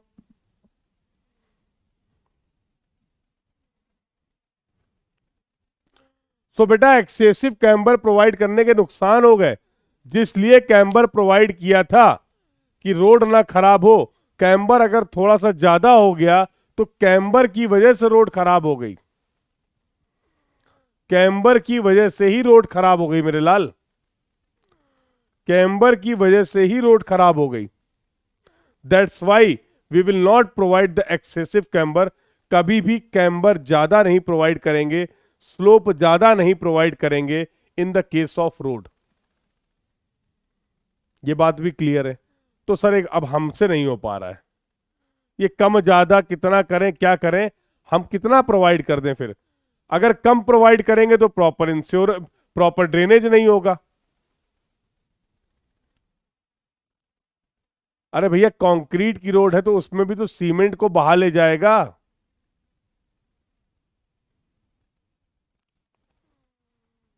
यस और नो?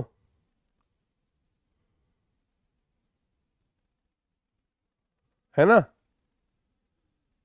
तो कम अगर प्रोवाइड कर दीजिए, मान लीजिए हाइट आपने बहुत कम प्रोवाइड कर दी, तो भी दिक्कत है, तो भी दिक्कत है। अब यहां पर प्रॉपर ड्रेनेज ही नहीं हो पा रहा है। अब होगा हम कंफ्यूज आ गए हैं सर। कम प्रोवाइड कर रहे हैं तो दिक्कत, ज्यादा प्रोवाइड कर रहे हैं तो दिक्कत। करें तो करें क्या, करें तो करें क्या? तुमने कहा हम बहुत परेशान है। जैसे ही तुम परेशान हुए, किसके पास तुम पहुंचे? कोर्ट के पास। तुमने कहा आईआरसी से कि मेरी मदद करिए, मैं जीवन में बहुत परेशान हूं। उन्होंने कहा कोई बात नहीं बेटा, क्या परेशानी है? तो आपने कहा मुझे बताइए कैम्बर कितना प्रोवाइड करें। तो उन्होंने बोला एक काम करो, कैम्बर प्रोवाइड करते समय दो बातों का ध्यान रखो। पहली बात तो ये कि रोड कैसी है। हर रोड के लिए सेम कैम्बर तो होगा नहीं, हर रोड के लिए सेम कैम्बर तो होगा नहीं।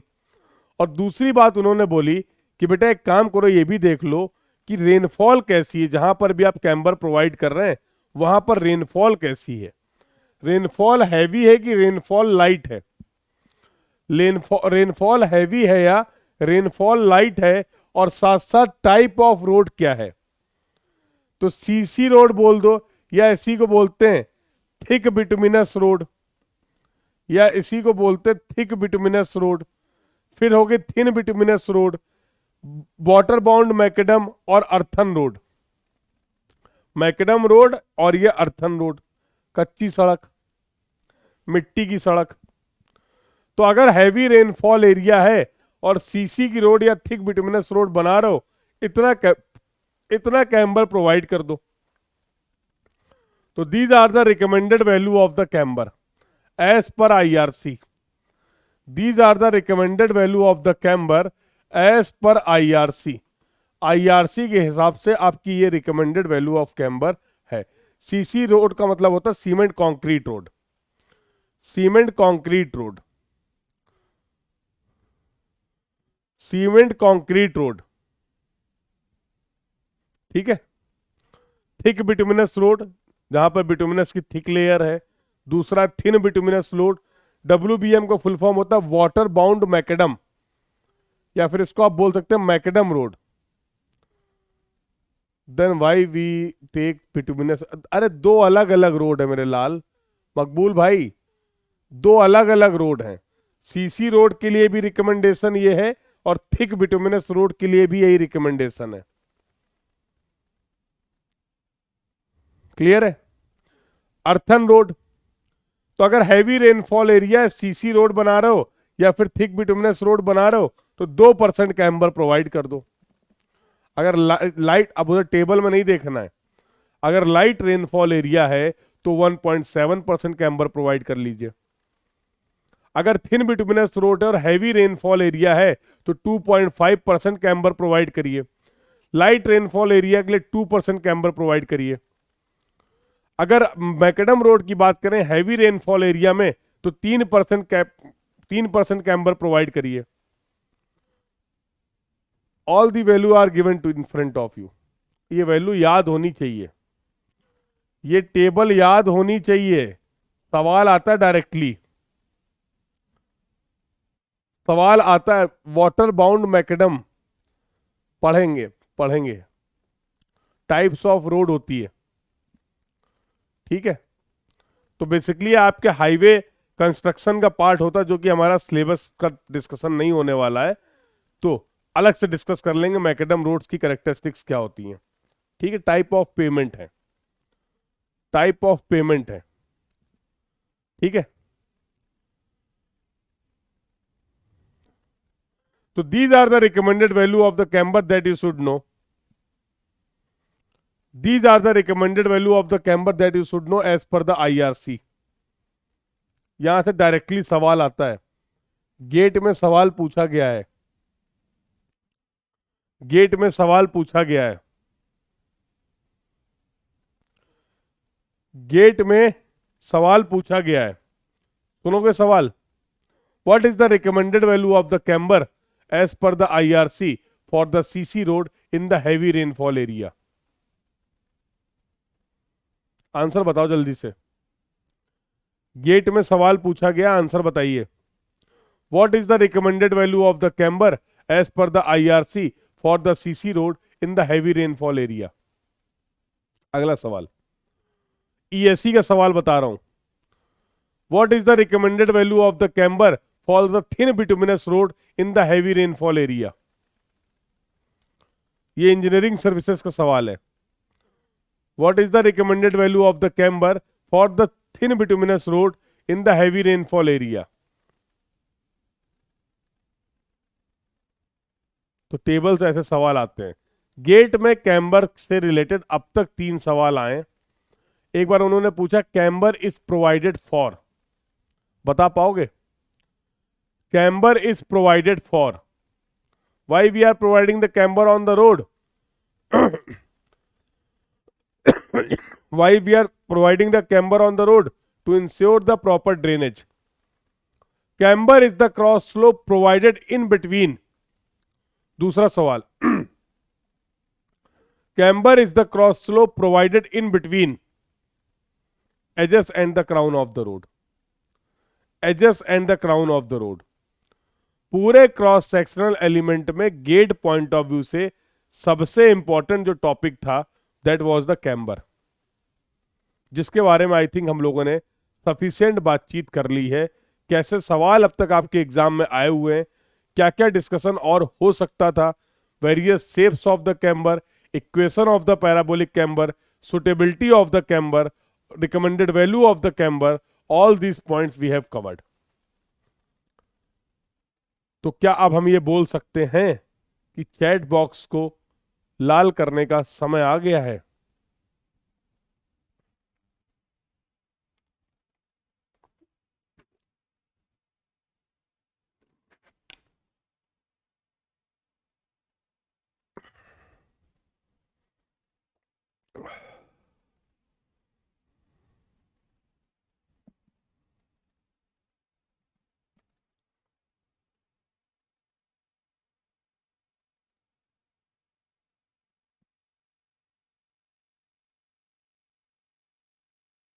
अच्छा,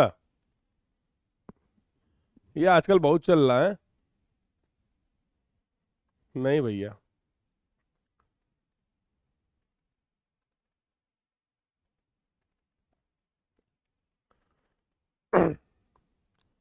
चले आगे।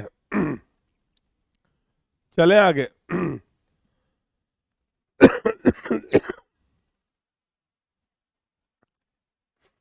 ठीक है। अरे अब खाना वाना मैनेज कर लिया करो यार, आपसे कैसी बातें कर रहे हो? खाना वाना सब मैनेज करो। अब पढ़ाई भी करनी, रैंक भी लानी है, हाँ? और मैनेज भी कुछ नहीं करना, ऐसे कैसे काम चलेगा? मैं भी तो आपके साथ सुबह से क्लास ले रहा हूँ। आप तो बैठ के क्लास ले रहे हो, मैं तो खड़े होके क्लास ले रहा हूँ। क्यों भाई? जितना ब्रेक आपको मिल रहा है उतना ही ब्रेक मुझे भी मिल रहा है, तो मैं भी तो मैनेज कर रहा हूँ ना। क्यों भाई? उसी में अपन ब्रेकफास्ट भी करेंगे, उसी में अपन लंच भी करेंगे, तो थोड़ा आप भी मैनेज करिए।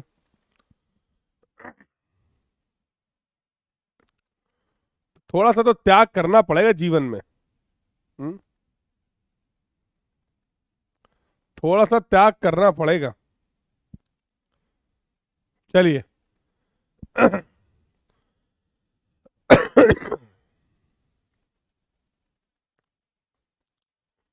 ठीक है।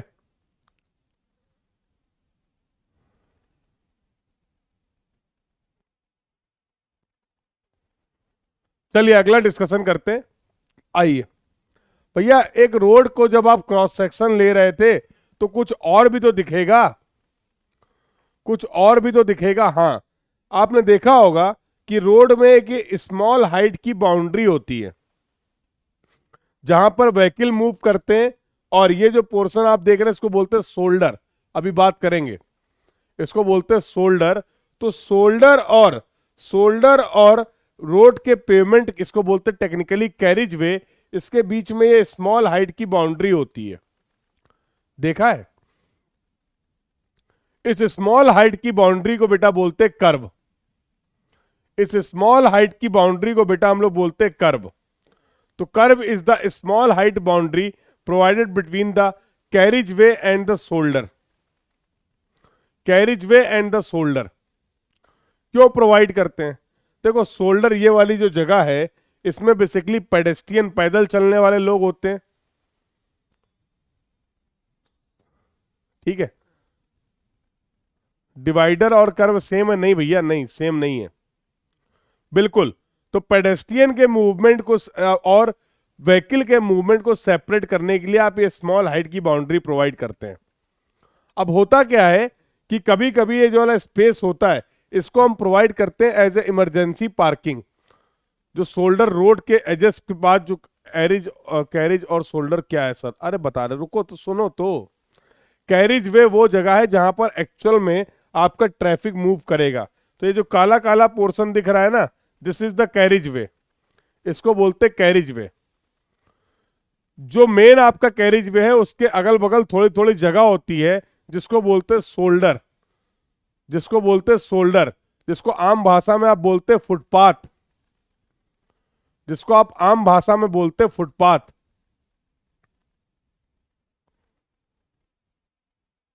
ठीक है। तो अगर हम चाहते हैं कि हमारा, अगर हम चाहते हैं in this picture, this is the median, बिल्कुल ये आपका जो दिख रहा है आपको, this is the median, traffic separator और मीडियन बोलते हैं इसको, इसके बारे में भी बातचीत करेंगे। तो मैं एक्सप्लेन कर रहा हूं, curve is the small height boundary provided in between the shoulder and the, in between the shoulder and the carriage way. Clear है बेटा? तो कैरिज वे और शोल्डर के बीच में जो एक स्मॉल हाइट की बाउंड्री आप प्रोवाइड करते हैं उसको हम लोग बोलते हैं कर्व। अगर आप ये चाहते हैं कि व्हीकल और पेडेस्ट्रियन का मूवमेंट बिल्कुल अलग अलग हो तो उसके लिए हम इस हाइट को इंक्रीज कर देते हैं। तो बेस्ड ऑन द हाइट ये कर्व तीन तरीके के होते हैं। पहला होता है लो और माउंटेबल टाइप कर्व। हाइट इतनी कम होगी कि व्हीकल अगर यहां से यहां जाना चाहता है तो आसानी से चला जाएगा क्योंकि हाइट कम है, क्योंकि हाइट कम है। अगला होता है semi barrier type curve. Height को थोड़ा सा इंक्रीज कर दिया है, जाना चाहते हो तो चले जाओगे लेकिन अब थोड़ी सी डिफिकल्टी होगी,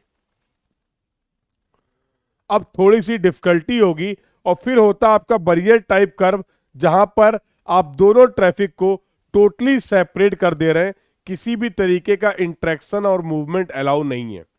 तो जैसे फॉर एग्जांपल जो आपके घनी आबादी वाले जहां पर हैवीली पॉपुलेटेड एरिया होते हैं, मार्केट प्लेस होते हैं, वहां पर हम बैरियर टाइप कर्व प्रोवाइड करते हैं ताकि पेडेस्ट्रियन के मूवमेंट और व्हीकल के मूवमेंट का कोई इंटरेक्शन ना हो, दोनों ट्रैफिक सेपरेट रहें। पैदल चलने वाले लोग कहां पर चलेंगे? शोल्डर पे चलेंगे। कार व्हीकल कहां पर चलेंगे? रोड पे चलेंगे, कैरिज वे पे चलेंगे। और अगर वहां पर बहुत ज्यादा भीड़ भाड़ है तो इन दोनों ट्रैफिक को सेपरेट करने के लिए हम एक बैरियर टाइप का कर्व प्रोवाइड कर देते हैं, हम एक बैरियर टाइप का कर्व प्रोवाइड कर देते हैं। क्लियर बेटा? तो ये तो बातचीत हो गई कर्व की। अब आओ शोल्डर। क्या होता है shoulder? Extra width adjacent to the road. तो मान लो ये कैरिज वे था तुम्हारा, मान लो ये कैरिज वे था, इसके बगल में देखो तुमने प्रोवाइड कर दिया, ये जो जगह प्रोवाइड की बेटा इसको बोलते शोल्डर, इसको बोलते शोल्डर, जिसको तुम आसान भाषा में बोलते हो फुटपाथ। अब होता क्या है, इसी का अगर दूसरा व्यू देखोगे तो ये देखो तुम्हारा शोल्डर है, एक शोल्डर आपने इधर प्रोवाइड किया है, बीच में कहीं आपने प्रोवाइड किया कैरिज वे, ये है कैरिज वे तुम्हारा, दिस इज योर कैरिज वे। और अभी अभी थोड़ी देर पहले जो आपने डिस्कस किया है वो ये था कर्व। अब देखो विजुलाइज हुआ, अब देखो विजुलाइज हुआ। तो these are your curve, these are your curve and these are your shoulder. ये शोल्डर है, ये भी शोल्डर है and this is your carriageway, ये आपका कैरिज वे है, this is your carriageway. अब तो क्लियर है सभी कुछ? Now the discussion is clear to everyone, yes और नो? बोलो बेटा। अच्छा अब इस शोल्डर का काम क्या है ये बताओ। ये जो शोल्डर आपने प्रोवाइड किए कैरिज वे के अलावा जो स्पेस प्रोवाइड किया है दोनों तरफ, इसका काम क्या है? अरे भैया सिंपल सी बात है, पैदल चलने वाले जो लोग हैं, पेडेस्ट्रियन मूवमेंट इस शोल्डर के थ्रू हो सकता है, यस और नो? अभी तो बताया था, अभी तो बताया था। बिल्कुल। अब जैसे फॉर एग्जांपल कोई व्हीकल यहां पर मूव कर रहा था, कोई व्हीकल यहां पर मूव कर रहा था, किसी भी वजह से व्हीकल मान लो खराब हो गया, और व्हीकल जब ये खराब हो जाएगा तो भैया अगर ये बीच रोड पे ही रुक जाएगा तो ये जो विड्थ आपने प्रोवाइड करी थी उसको तो इसने ऑक्यूपाई कर रखा है, उसको तो इसने ऑक्यूपाई कर रखा है। यस और नो? तो बाकी व्हीकल्स कहां से निकलेंगे? बाकी व्हीकल्स के लिए तो विड्थ कम हो गई ना, रोड की कैरिज वे की विड्थ कम हो गई ना, तो एफिशिएंसी डिक्रीज कर जाएगी। तो इमरजेंसी के केस में आप इस व्हीकल को बोलो भैया तुम यहां आके पार्क कर लो, तुम यहां आके पार्क कर लो, ताकि जो नेट विड्थ आपने प्रोवाइड की कैरिज वे की वो एज इट इज रहे।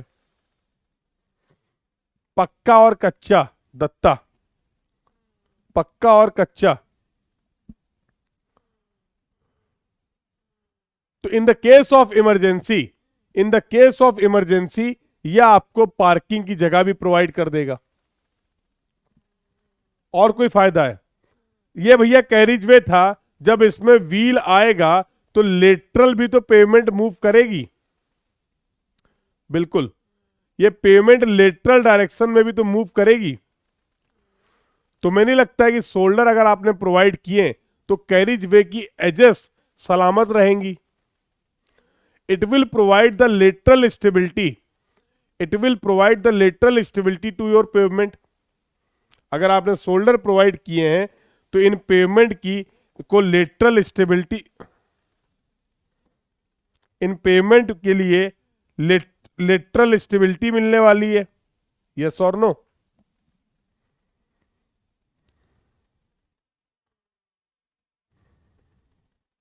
क्लियर है? तो इमरजेंसी स्टॉपेज, खराब अरे देखो जो समझाना चाह रहा हूं वो नहीं समझ रहा, ज्ञान लगा रहा है, धक्का दे के लो आओ। अब तुम्हें मानना ही नहीं है तो जब गाड़ी बंद हो गई है तो 4 लोग को बुलाओ, उनसे को धक्का दो। अब सही है? तो ड्राइवर अंदर बैठा होगा, तुम धक्का दोगे, धीरे से गाड़ी किनारे पहुंच जाएगी। ऐसे करेंगे, ठीक है आकाश?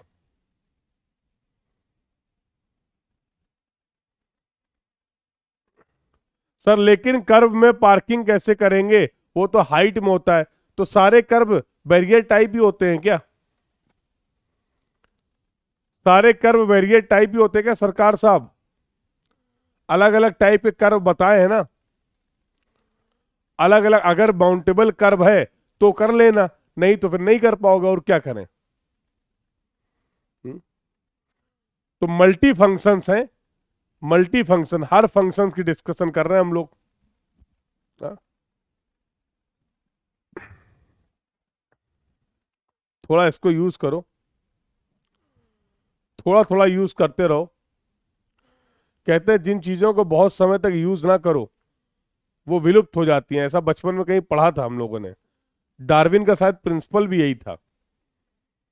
हाँ? जैसे कहा जाता है पहले आदमियों के, मनुष्य के पूंछ होती थी, कहा जाता है ना, पूंछ का कुछ खास हम लोगों ने यूज किया नहीं, समय के साथ विलुप्त हो गई। इसको करते रहो थोड़ा थोड़ा यूज, ऐसा ना हो समय के साथ विलुप्त हो जाए। तो कभी कभार बीच में जब मन हुआ करे थोड़ा बहुत चला लिया करो, है ना?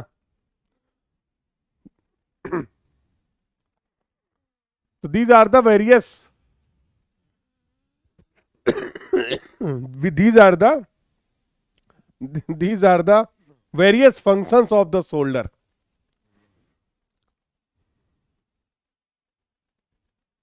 ठीक है? तो अगर मैं बात करूं आईआरसी गाइडलाइन की कि मिनिमम विड्थ, मिनिमम लेंथ जो होनी चाहिए, लेंथ क्या विड्थ होनी चाहिए शोल्डर की, minimum width of the shoulder is going for, अगर 2 लेन की रोड है तो 2.5 मीटर अनपेव्ड पेमेंट के लिए, 1 मीटर फॉर पेव्ड के लिए। तो these are the some guidelines जो आपको मिल जाएंगी कहां से? जो आपको मिल जाएंगी कहां से? आईआरसी 73, जिसका रेफरेंस मैंने आपको प्रोवाइड किया है। चलिए सर और कुछ बताइए। अगला जो इंपॉर्टेंट डिस्कशन है that is related to the traffic separator, that is related to the traffic separator, या फिर इसी को बोलते हैं मीडियन। ट्रैफिक सेपरेटेड या मीडियन की अगर बात करें तो median should be wide as possible as, ये सारी गाइडलाइंस एज पर आईआरसी हैं। तो पहले तो इसका ऑब्जेक्टिव बताओ, ये ट्रैफिक सेपरेटर या फिर इसका डिवाइडर जो आप बोलते हो, इसकी गाइडलाइन क्या है, इसका ऑब्जेक्टिव क्या है, इसका ऑब्जेक्टिव क्या है? तो बेटा इसका ऑब्जेक्टिव ये है कि जो अपोजिट डायरेक्शन से आने वाला ट्रैफिक है उनको हम सेपरेट कर दें। जैसे फॉर एग्जांपल ये एक 2 लेन की रोड है, ये एक 2 लेन की रोड है और बगल में एक 2 लेन की रोड और है। यहां पर तुमने ट्रैफिक सेपरेटर या मीडियन प्रोवाइड कर रखा है। This is the direction of the movement on this road and this is the direction of the movement on this road. तो इन इन रोड्स को अलग अलग 2 कैरिज वे हैं भाई, ये कैरिज वे 1 है, ये कैरिज वे 2 है। लेन सेपरेट करने के लिए तो मार्किंग कर देते हैं, लेन सेपरेट करने के लिए तो मार्किंग कर देते हैं, लेन सेपरेट करने के लिए तो मार्किंग कर देते हैं। तो ये मीडियन या ट्रैफिक सेपरेटर आप प्रोवाइड करते हैं जब आपको अपोजिट डायरेक्शन के व्हीकल को सेपरेट करना होता है, अपोजिट डायरेक्शन के ट्रैफिक को सेपरेट करना होता है। क्यों करना होता है? क्योंकि बेटा ड्यूरिंग द नाइट आवर्स, रात के समय में क्या होता है, during the night hours problem क्या आती है, जब ड्राइवर की आंखों में डायरेक्ट सामने से लाइट पड़ती है तो उसकी विजिबिलिटी कम हो जाती है। तो during the night hours driver will not feel comfortable अगर उसकी आंखों में डायरेक्ट सामने वाले व्हीकल की लाइट पड़ रही है। इसको बोलते हैं ग्लेयरिंग इफेक्ट। तो ऐसी कंडीशन में हमने क्या कर दिया है, बीच में एक स्पेस प्रोवाइड कर दिया है और दोनों डायरेक्शन के ट्रैफिक को अलग अलग कर दिया है ताकि हम हेड ऑन कोलिजन को क्या कर पाए, अवॉइड कर पाए। बिल्कुल सही बात है। ये वाली जो जगह है बेटा आपको दिख रही ट्रैफिक सेपरेटर, जो रोड लोग पैदल रोड को क्रॉस कर रहे होंगे वो इमरजेंसी के केस में इस जगह को स्टॉपेज के लिए भी यूज कर सकते हैं। तो दिस ट्रैफिक सेपरेटर और meridian can be used for the emergency stoppage by the pedestrians in the case of crossing the road. Road को क्रॉस करते समय ये इमरजेंसी स्टॉपेज के लिए इस जगह को यूज कर सकते हैं। यस और नो? अब मान लो ये जगह होती नहीं, ये यहां से पार करके यहां तो आ गए, इधर से तुरंत व्हीकल आ रहा है, अब जगह है तो रुक जाएंगे, व्हीकल निकल जाएगा फिर निकल जाएंगे। बात क्लियर है बेटा?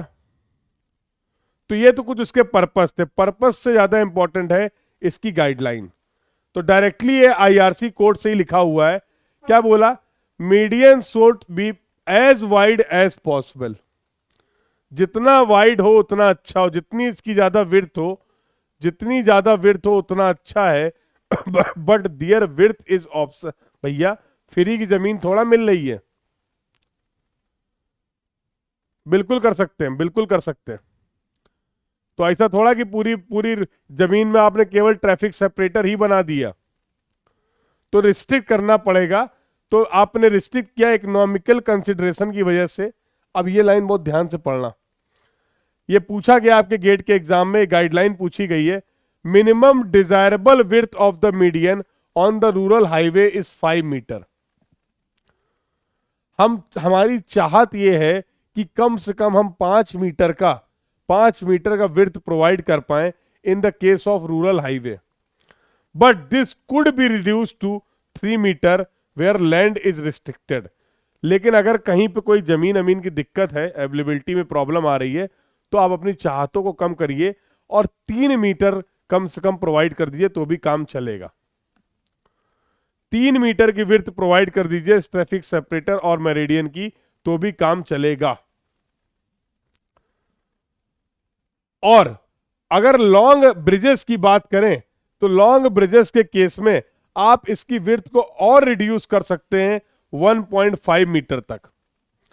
तो हर अलग अलग कंडीशन में कितनी विड्थ आप प्रोवाइड करेंगे, ये बातें आपको यहां पर बताई जा रही हैं, ये बातें आपको यहां पर बताई जा रही हैं। चाह तो रहे थे 5 मीटर, थोड़ी बहुत अगर प्रॉब्लम आ रही है तो 3 मीटर भी प्रोवाइड कर दो। ब्रिजेस अगर पड़ रहे हैं तो वहां पर आप इसकी विड्थ को रिड्यूस कर दीजिए, 1.5 मीटर कर दीजिए। लेकिन किसी भी हालात में लेकिन किसी भी हालात में ये जो विड्थ होगी ये 1.2 मीटर से कम नहीं होनी चाहिए। 15 फीट कहाँ लिख दिया, कहाँ इसको दिख रहा है 15 फीट? कौन सा चश्मा लगाया हुआ अभय? अभय कौन सा चश्मा लगा लिया है? इसको 15 फीट कहाँ दिख रहा है?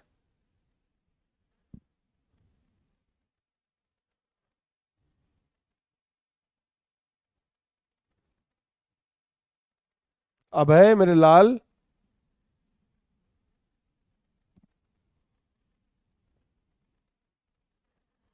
That is the desirable, that is the desirable. इच्छाएं तो बहुत की होती है ना, इच्छाएं तो बहुत की होती है ना। हाँ, अब डिजायरेबल इच्छाओं की बात हो रही बेटा, तो चाहते हैं तो हम ये कि 100 में 100 नंबर आ जाएं गेट में, बात ही खत्म।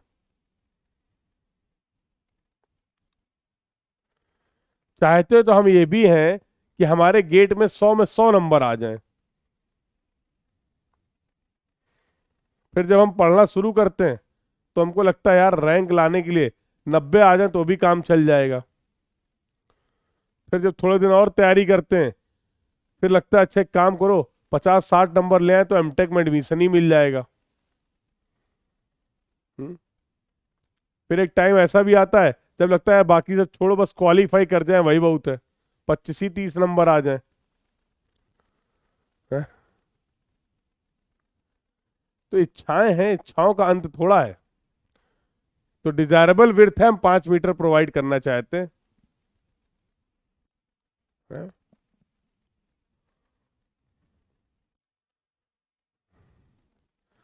तो जैसे जैसे हालात चेंज होते रहते हैं हम अपनी इच्छाओं को भी चेंज करते रहते हैं।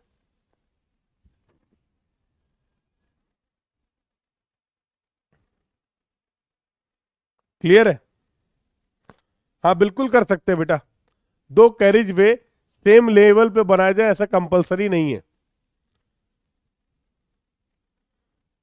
वाया डक्ट, वाया डक्ट ये अलग अलग है। Via duct, bridges and ducts की बात हो रही है, ब्रिजेस एंड डक्ट्स की बात हो रही है। ठीक है, चलिए। तो ये गाइडलाइंस थी विड्थ ऑफ द शोल्डर से related, width of the shoulder से रिलेटेड। एक पॉइंट मैं और आपको बता देता हूं, एक पॉइंट मैं आपको और बता देता हूं, इसको रहने दो। ये देखो, जनरली जो ये विड्थ होती है हम यूनिफॉर्म विड्थ प्रोवाइड करना चाहते हैं, हम इसकी विड्थ को कम ज्यादा करना नहीं चाहते हैं। लेकिन सब कुछ हमारी इच्छाओं से थोड़ा होता है। तो क्या बोला आपने कि अगर कभी जरूरत है, अगर कभी जरूरत है तो आप इस विड्थ को इंक्रीज कर सकते, डिक्रीज कर सकते, लेकिन ग्रेजुअली करिए, सडन इंक्रीज और सडन डिक्रीज मत करिए। तो जैसा आप चाहते हैं कि आप यूनिफॉर्म विड्थ प्रोवाइड करें,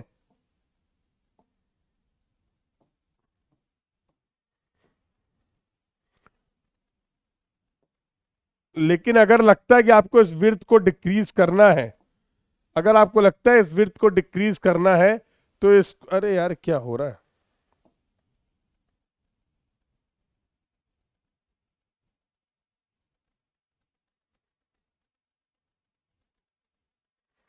तो फॉर एग्जांपल ये ओरिजिनल विड्थ थी W1 और इस विड्थ को आपने रिड्यूस कर दिया W2 में, तो ग्रेजुअल ग्रेजुअल डिक्रीज करिए विड्थ को। कितना, किस रेट से चेंज करते हैं इसको? 1:15 टू 1:20 के स्लोप से, 1:15 टू 1:20 के स्लोप से आप इस विड्थ को डिक्रीज कर सकते हैं, रिड्यूस कर सकते हैं इफ रिक्वायर्ड। बट इच्छाएं ये हैं कि हम यूनिफॉर्म विड्थ का ही ट्रैफिक सेपरेटर या मीडियन प्रोवाइड करें, यूनिफॉर्म विड्थ का ही ट्रैफिक सेपरेटर या फिर मीडियन प्रोवाइड करें। ठीक है, अगला जो इंपॉर्टेंट क्रॉस सेक्शनल एलिमेंट आपको दिखने वाला है वो होगा बेटा कैरिज वे। अगला जो इंपॉर्टेंट डिस्कशन होगा उसको हम लोग बोलते हैं कैरिज वे।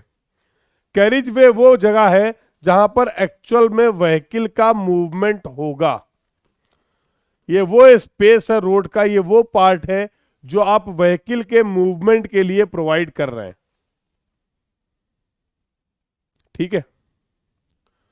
तो क्या बोला गया, सिंगल लेन का अगर कैरिज वे है, सिंगल लेन का अगर कैरिज वे है तो उसकी विड्थ होगी 3.75 मीटर।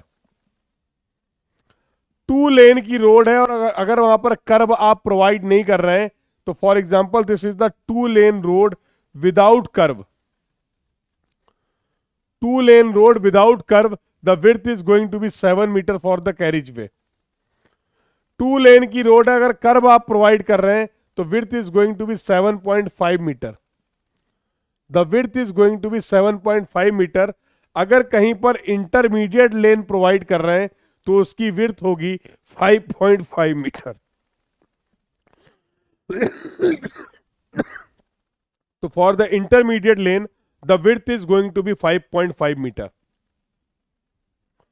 और अगर मल्टी लेन की रोड है, तो फॉर एग्जांपल ये एक रोड है जिसमें टोटल आपको 3 लेन दिख रही हैं, लेन 1, लेन 2, लेन 3। तो अगर एक, हाँ बिल्कुल याद करना है, जितना डेटा क्लास में डिस्कस किया जा रहा है आईआरसी का, वो सभी डेटा आपके एग्जाम में डायरेक्टली यूजफुल होगा, उसीलिए यहां पर इसको डिस्कस किया जा रहा है। इंटरमीडिएट बता रहे बेटा, बता रहे इंटरमीडिएट लेन की विड्थ होती 5.5 मीटर, और in the case of multi lane हर लेन की जो विड्थ होगी वो 3.5 मीटर होगी। तो अगर ये 3 लेन की रोड है तो क्या इसकी टोटल विड्थ बता पाओगे? अगर ये 3 लेन की रोड है तो क्या इसको, इसकी टोटल विड्थ बता पाओगे? बिल्कुल 3.5, 3.5 into 3, 10.5 metre, this is going to be the width. सवाल आता है ये इंटरमीडिएट लेन क्या है? इंटरमीडिएट लेन का मतलब है रोड ना तुम्हारी सिंगल लेन की है और रोड ना तुम्हारी 2 लेन की है। अरे अभी समझाए ही कहाँ, अब है समझाए ही कहाँ है, अभी तो पार्टी शुरू हुई है। तो ना रोड तुम्हारी सिंगल लेन की है, ना रोड तुम्हारी 2 लेन की है। तो आपने देखा होगा आपके, specially in the case of your city, बहुत सारी ऐसी रोड है जहां पर बहुत ज्यादा पॉपुलेशन है, मार्केट प्लेस है, कंजेस्टेड है, तो वहां पर विड्थ को रिड्यूस कर देते हैं, देखा है? वहां पर विड्थ को रिड्यूस कर देते हैं। ना वहां पर रोड सिंगल लेन की होती है, ना वहां पर रोड 2 लेन की होती है, तो उसकी जो विड्थ होती है वो इन दोनों के बीच की होती है, जिसको बोलते हैं इंटरमीडिएट लेन। तो ना आप 2 लेन प्रोवाइड कर पा रहे हैं और 1 लेन से ज्यादा की विड्थ अवेलेबल है, तो उस केस में we will go for the intermediate lane, और इंटरमीडिएट लेन की जो विड्थ होगी एज पर आईआरसी वो 5.5 मीटर होगी। कोई मीडियन ईडियन इसमें नहीं है, इसमें केवल कैरिज वे की बात हो रही है, इसमें केवल कैरिज वे की बात हो रही है। और कैरिज वे, और कैरिज वे रोड का वो पार्ट है जहां पर केवल व्हीकल का मूवमेंट होगा, the space provided for the vehicular movement, the space provided for the vehicular movement is known as the carriage वे।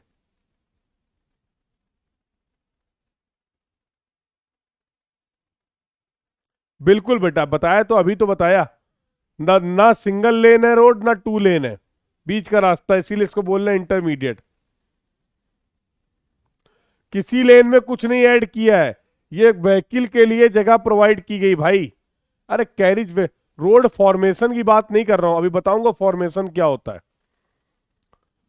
अभी मैं रोड फॉर्मेशन की बात नहीं कर रहा हूं, फॉर्मेशन विड्थ की बात नहीं कर रहा हूं, मैं केवल कैरिज वे की बात कर रहा हूं, जहां पर व्हीकल मूव करेगा, जहां पर आपका व्हीकल मूव करेगा। क्लियर है बेटा? क्लियर है?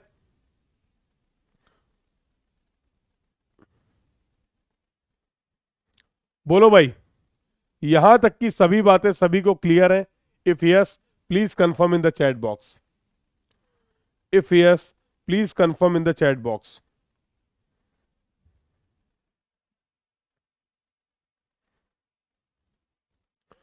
यहां तक के डिस्कशन में अगर किसी को कोई डाउट है, कोई क्वेरी है, तो you can ask your doubt, you can ask your query.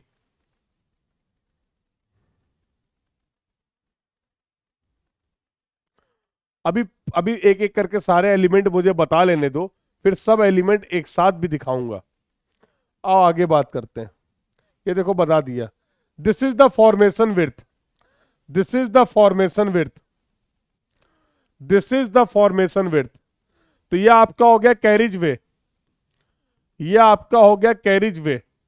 Carriage वे के एक तरफ एक शोल्डर प्रोवाइड किया गया है, कैरिज वे के दूसरे तरफ एक शोल्डर प्रोवाइड किया गया है, कैरिज वे के दूसरे तरफ एक शोल्डर प्रोवाइड किया गया है।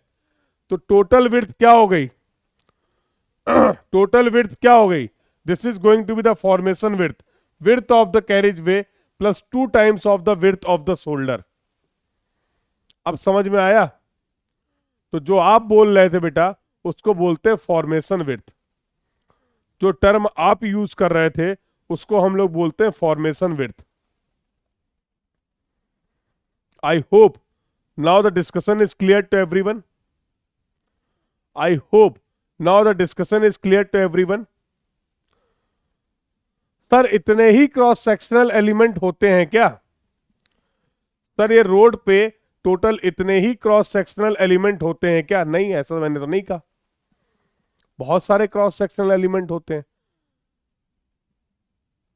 उन सभी क्रॉस सेक्शनल एलिमेंट में कुछ इंपॉर्टेंट क्रॉस सेक्शनल एलिमेंट हम लोगों ने डिस्कस किए हैं as per our syllabus point of view, as per our exam point of view. नहीं सर, हमें एग्जाम नहीं, हमें ज्ञान चाहिए। हमको बताइए सारे क्रॉस सेक्शनल एलिमेंट हम पढ़ना चाहते हैं, हम सारे क्रॉस सेक्शनल एलिमेंट पढ़ेंगे, डिटेल में पढ़ेंगे, पेपर में आए ना आए हमें बताइए हम कहां से पढ़ें, हमें बताइए सर।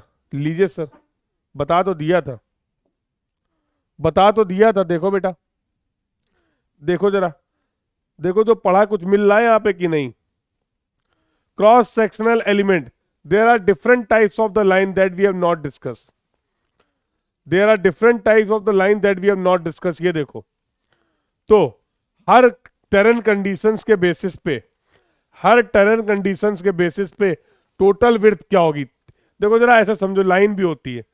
तो this is your carriageway, this is your carriageway, ये तुम्हारा रोडवे है, फॉर्मेशन विड्थ है, जहां पर शोल्डर की विड्थ को आपने ऐड कर रखा है। फिर ये रोड लेन विड्थ है total, then overall width between the building line, overall width between the control line. तीन तीन लाइनें आपको यहां पर देखने को मिलेगी। जैसे सबसे आउटर वाली जो लाइन है वो होती कंट्रोल लाइन, दोनों तरफ एक कंट्रोल लाइन है।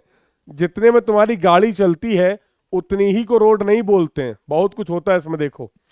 फिर इसके बाद आती है एक बिल्डिंग लाइन, और उसके बाद एक आती है road lane boundary, road lane boundary and building line. ये रोड लेन बाउंड्री और बिल्डिंग लाइन के बीच का स्पेस जो होता है, ये रोड बनाने वाली अथॉरिटी अपने पास रिजर्व रखती हैं फ्यूचर एक्सपेंशन को लेके। तो बहुत सारी ऐसी रोड्स होंगी जो आपको देखने को मिलेंगी अपने घर के आसपास, जो पहले सिंगल लेन हुआ करती थी, आज 2 लेन हो गई, आज 4 लेन हो गई। बिल्डिंग लेन के आगे, बिल्डिंग लाइन के आगे किसी भी तरीके की कंस्ट्रक्शन एक्टिविटी अलाउ नहीं होती है, किसी भी तरीके की कंस्ट्रक्शन एक्टिविटी अलाउ नहीं होती है। अगर आपने कंस्ट्रक्शन कर रखा है, जब गवर्नमेंट चाहेगी उसको हटा देगी बिना किसी दिक्कत के। ठीक है, बिल्डिंग लाइन और कंट्रोल लाइन के बीच में कंस्ट्रक्शन एक्टिविटी आप कर सकते हैं, लेकिन गवर्नमेंट इसको भी, जगह को भी यूज कर सकती है for the future road expansion. But अगर आपने बिल्डिंग लाइन और कंट्रोल लाइन के बीच में कंस्ट्रक्शन किया है, you will get the compensation for that, तो उसके लिए फिर आपको कंपनसेशन मिलेगा। लेकिन अगर बिल्डिंग लाइन के आगे आगे तुमने कोई कंस्ट्रक्शन कर दिया है, कोई कंपनसेशन नहीं, हटाओ। जब सरकार चाहेगी तब उस रोड को विड्थ को इंक्रीज कर देगी एज पर द रिक्वायरमेंट। तो ये सारे क्रॉस सेक्शनल एलिमेंट तुम्हें देखने को मिलेंगे जब आप किसी भी रोड का एक क्रॉस सेक्शन कंसीडर करते हैं। तो विड्थ ऑफ रोडवे क्या होगा? हर एक रोडवे विड्थ क्या होने वाला है? All the relevant data is given to you. हम लोगों ने ये डिस्कस किया, विड्थ ऑफ कैरिज वे क्या होगा, शोल्डर विड्थ क्या होगा, मीडियन की विड्थ क्या होगा। All these points we have discussed, all these points we have discussed. Camber और क्रॉस स्लोप के बारे में हम लोगों ने डिटेल में बात की, तो दीज आर द रिकमेंडेशन जिसके बारे में अभी हम लोग डिस्कशन कर रहे थे। यस, अगला, तो these are the cross sectional element जो कि आपके पास IRC 73 में डिटेल में अवेलेबल हैं। बहुत ज्यादा अगर पढ़ने की इच्छा करे तो आप इसको रिफर कर सकते हैं, अदरवाइज जितना हमारे एग्जाम पॉइंट ऑफ व्यू से रिलीवेंट था, रिक्वायर्ड था, वो सभी बातें हम लोगों ने यहां पर डिटेल में डिस्कस कर ली हैं। ठीक है, सो अब अगला डिस्कशन जो होगा हमारा that is related to the, तो नेक्स्ट क्लास में बेटा हम लोग बातचीत अब करेंगे साइड डिस्टेंस से रिलेटेड। तो नेक्स्ट क्लास में जो हमारा डिस्कशन होने वाला है that is going to related to the side distance. बहुत इंपॉर्टेंट है, यहां से बहुत फ्रीक्वेंटली आपको गेट में 2 नंबर का सवाल देखने को मिलता है। तो अब धीमे धीमे जैसे जैसे हम लोग आगे बढ़ रहे हैं, हमारा डिस्कशन भी इंपॉर्टेंस लेवल भी उसका इंक्रीज करता जा रहा है। क्लियर है बेटा? तो नेक्स्ट क्लास कब है आपकी? अब next class, so I think now we are going to connect at 3 p.m. Now we are going to connect at 3 p.m. तो 3 बजे मिलेंगे बेटा अब हम लोग और डिस्कशन या स्टार्ट करेंगे, प्यारा सा बेहतरीन सा discussion related to the side distance. तो ये नोट्स मैं आपके साथ शेयर कर दूंगा from your reference point of view, तो ये अभी आपको मिल जाएंगे क्लास के बाद ही। So this was all about for this class. मिलते हैं नेक्स्ट क्लास में for the further discussion at 3 p.m. ये आई होप यहां तक की सभी बातें सभी को क्लियर हैं। एक बार जरा सभी लोग चैट बॉक्स में कंफर्म कर देना यहां तक का डिस्कशन सभी को क्लियर है, यस और यस।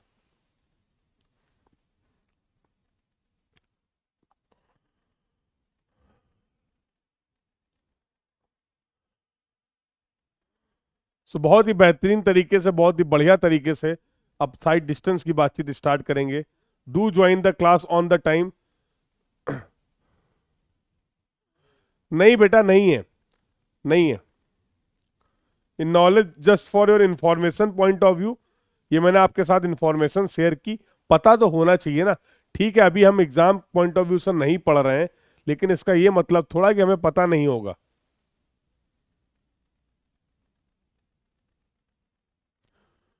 तो अगर कोई पूछेगा भाई क्रॉस सेक्शनल एलिमेंट की हमें डिजाइनिंग करनी हमें बताइए, तो आप you are in the position, you can tell कि yes there are some guidelines, there are some specification provided by the IRC 73, जिसके हिसाब से आप पूरी डिजाइनिंग कर सकते हैं। तो कभी टाइम अगर मिले, फ्री टाइम मिले, तो इसकी गाइडलाइंस को एक बार देखिए। जितनी इंपॉर्टेंट डिस्कशन था, जो एग्जाम के लिए रिक्वायर्ड था, वो सारी चीजें मैंने आपको बता दी, वो डेटा भी मैंने आपको बता दिया कि जो आपको याद रखना है। तो अब पूरे कोड तो नहीं याद कर सकते हैं, अभी तो बहुत सारे कोड हैं। अभी तो IRC 73 आया है, फिर IRC 66 आएगा, फिर IRC 58 आएगा, फिर IRC 37 आएगा। कितने कोड याद कर ले? क्लियर है? Any other doubt to anyone? Any other doubt to anyone?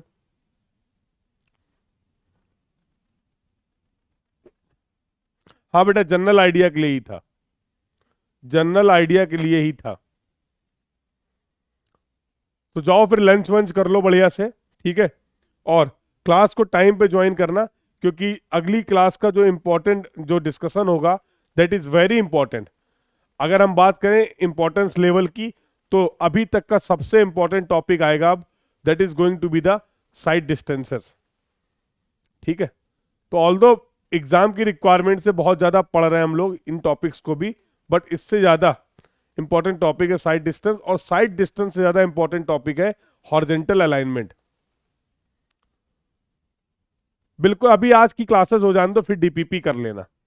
आज की क्लासेस हो जाने दो, साइड डिस्टेंसेस तक का डिस्कशन हो जाने दो, देन DPP करना आराम से, और DPP का वीडियो सॉल्यूशन भी आपको मिल जाएगा, डोंट वरी। ठीक है, तो कोई डिले नहीं करेगा। Do join the class on the time. बाद में कुछ नहीं होता, जो होता सब अभी होता है।